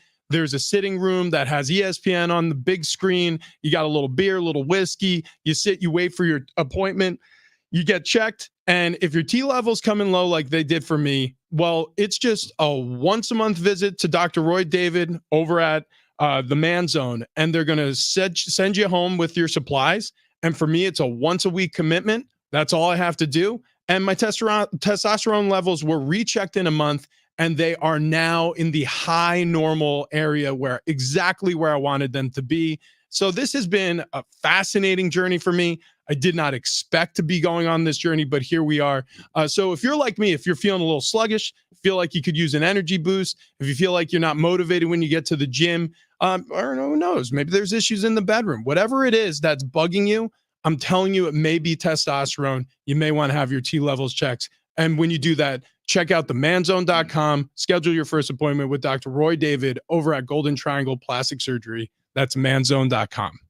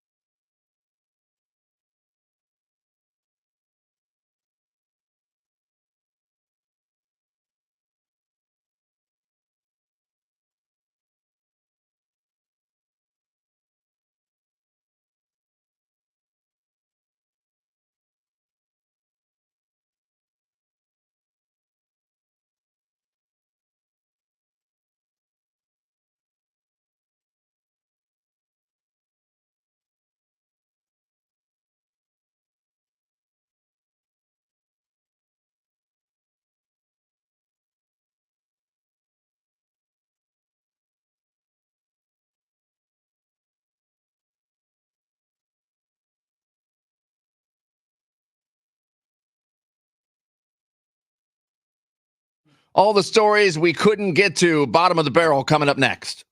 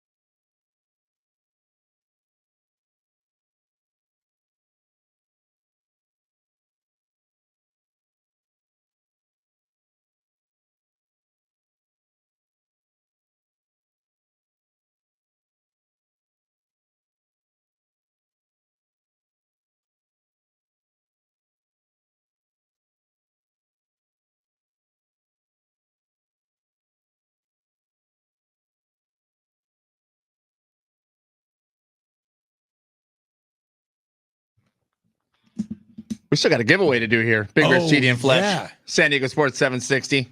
Let's set a time here. So in 2 minutes, we're going to set a time for our app listeners. Look, we've got this brand new number, 877-767-4760. And it is so good. We want to tell our listeners who are either Don't call yet. Don't call yet. No, don't call yet. We're going to give you a time in 2 minutes to use that number. Again, 877-767-4760. So easy. You did it. You did it perfectly. You did it. You just did it. It is a lot easier when you say it like that and not adding in extra digits. No, I'm not adding any numbers. I'm saying it as it's written. That's all I'm doing. Right. 8,777,674,760. Done. It's so simple. It's so simple, gang. So if you want to win a pair of tickets to see the San Diego State Aztecs take on the Fresno State Bulldogs tonight at Viejas Arena, it's very simple. Just wait for our cue to call, and then you dial that number. All right. Bottom of the barrel. This is a big one. It is a big one because we got a booze cruise coming up on January 19th here at iHeart. Mm-hmm. And I'm not sure if this is the same kind of cruise. Apparently they're doing swingers cruises. Yeah. Heard of those. For real? You have? Usually they're out of Florida. Okay. This is insane. Wait, what? So social media users are speculating that a sexed up swingers are among those aboard Royal Caribbean's Ultimate World Cruise. After one elderly passenger shared footage of a suspiciously sleazy sign meant to be a secret code tacked to her door. Now, an upside down pineapple is swinger code for, hey, we're open for business. So if you see one of those, a pineapple, that is a threatening fruit if you think about it. It is. So spiky. It is, yeah. It's like a fat, spiky banana. Yeah. And if you see that Good sucker, God. Rich's nickname in high school. That's the description you had to go with? if you see that sucker leaves down, don't come knocking when the boat goes a-rocking. You catch? Or do come knocking. Maybe. Well, I guess if that's what you're into. Now, the sleazy sign on the door, if I'm watching this video on TikTok, there's a pineapple, there's a couple signs that says who's in there, and then they put Christmas lights all around the door, dude, yeah. flashing. I mean, they obviously would like people to knock. Swingers, dude, they are not okay. So did I ever tell you guys that I was approached by swingers at one of my children's preschools? So this was recent. Wow. Yeah. Like within the last couple of years. So yeah, one of the other parents came up to me and it was a mama and she said, "Hey," she's like, "I have a really weird admission." And I go, "Do tell." And she goes, "I had a dream about you last night." And I was like, "Interesting. What was the dream about?" She's like, "Well, I can't really say." She was like, "Let's just say I woke up and I feel very different about our relationship." And I laughed and I was like, "Oh, I hope I didn't offend you." She goes, "No, you didn't." And I was like, "Oh man." How does this stuff always happen to Rich? So I went, It's a big lovable character. No one's ever told me they had a dream about me. dude, I got out of there so quickly. Sarah will wake up sometimes super mad at me Yeah. because she had a dream that I did something stupid. Yeah, I get those, but not the Yeah. fun type. Oh yeah. Well, By the way, I didn't have the dream, guys. It was we- somebody else. we promised a time. What time do you want to give? Oh, yeah. Sorry. So don't call now at 8:56. We want Okay. you to call 877-767-4760. That's right. Look at, You you nailed did it. You done did it. Guys, It's growing on me. The number's Hey, great. Some kid, 13-year-old kid out of Oklahoma, Willis Gibson, Yeah. claims that he beat Tetris. He's the first person to ever do it. Wait a second. I didn't know there was. I thought they just kept the levels just kept going. It just Forever. got faster and faster and Forever. faster. Well, he got Yeah. to level 157. He beat level 157 and the game just shut down, crashed. It was done. Like there was nothing faster than level 157. Maybe it just broke. That's what I'm saying. Also, I mean, he was playing it like on a regular Nintendo. Everybody plays it on Game Boy. Yeah, Tetris on a regular Nintendo. You got to be a real psychopath to use your entire Thank you. television screen to Thank play you. Tetris. Thank you. Like right. a real whack job. But anyways, how old is this kid? 13. He's 13. Should we try to get him on the phone tomorrow? We probably should. Yeah. I want to call him a liar right to his face. You should call him a liar. I'm going to ask him, like, he is probably misspending his youth. You know, these are skills. Congrats on being a virgin forever. These are skills that are going to end up leading to you being asked to install sinks at a radio station, and you're going to have a garage full of arcade games. Oh, man, I feel really bad for Gosh, Willis, change the course. Our very own Travis Dale. Wow. It feels like a chip off the whole block. Wow, Are you you sure? know what? Where is he from? He's from Oklahoma. Have you spent any time in Oklahoma? Because 13, I mean, I took a cruise there. whoops. Wow. That was a joke. I was Yeah, trying to tie swingers, it back into yeah. the last one. Pineapple. Yeah. Isn't Oklahoma landlocked? Yeah, that's part of the joke. It's funny. It's tough to It's a do. funny joke. It is tough. I Look- did have some ice cream in Elk City, Oklahoma one time. Yeah, go on. It was the best ice cream I've ever had. I don't know what they did different there. But Elk City, solid on the ice cream. Pineapple ice cream. Fletch, I don't know. Any parting thoughts, any parting wisdom, any thank yous to The dole out? reason we have teeth is because we are carnivores. Get out of here, Yeah. vegans. It's not Well, even good the for reason you. we have the sickos. snaggle teeth. Yeah. Yeah. Those diabolical Right. carnivore teeth or canine teeth. The roadies, Thank the you. hangers, the bangers, the dogs, the dudes, the chicks, all of you, we love you. Thank you for the text. Sorry we didn't get to more of them. Pete Fiutak on the phone. Excellent college football stuff. Had some really good thoughts on Sean Lewis, the new Yeah. head coach of the Aztecs. Really enjoyed that. Thank you, Rich. Thank you, Travis. We'll see y'all tomorrow. We'll do it again. The herd is next.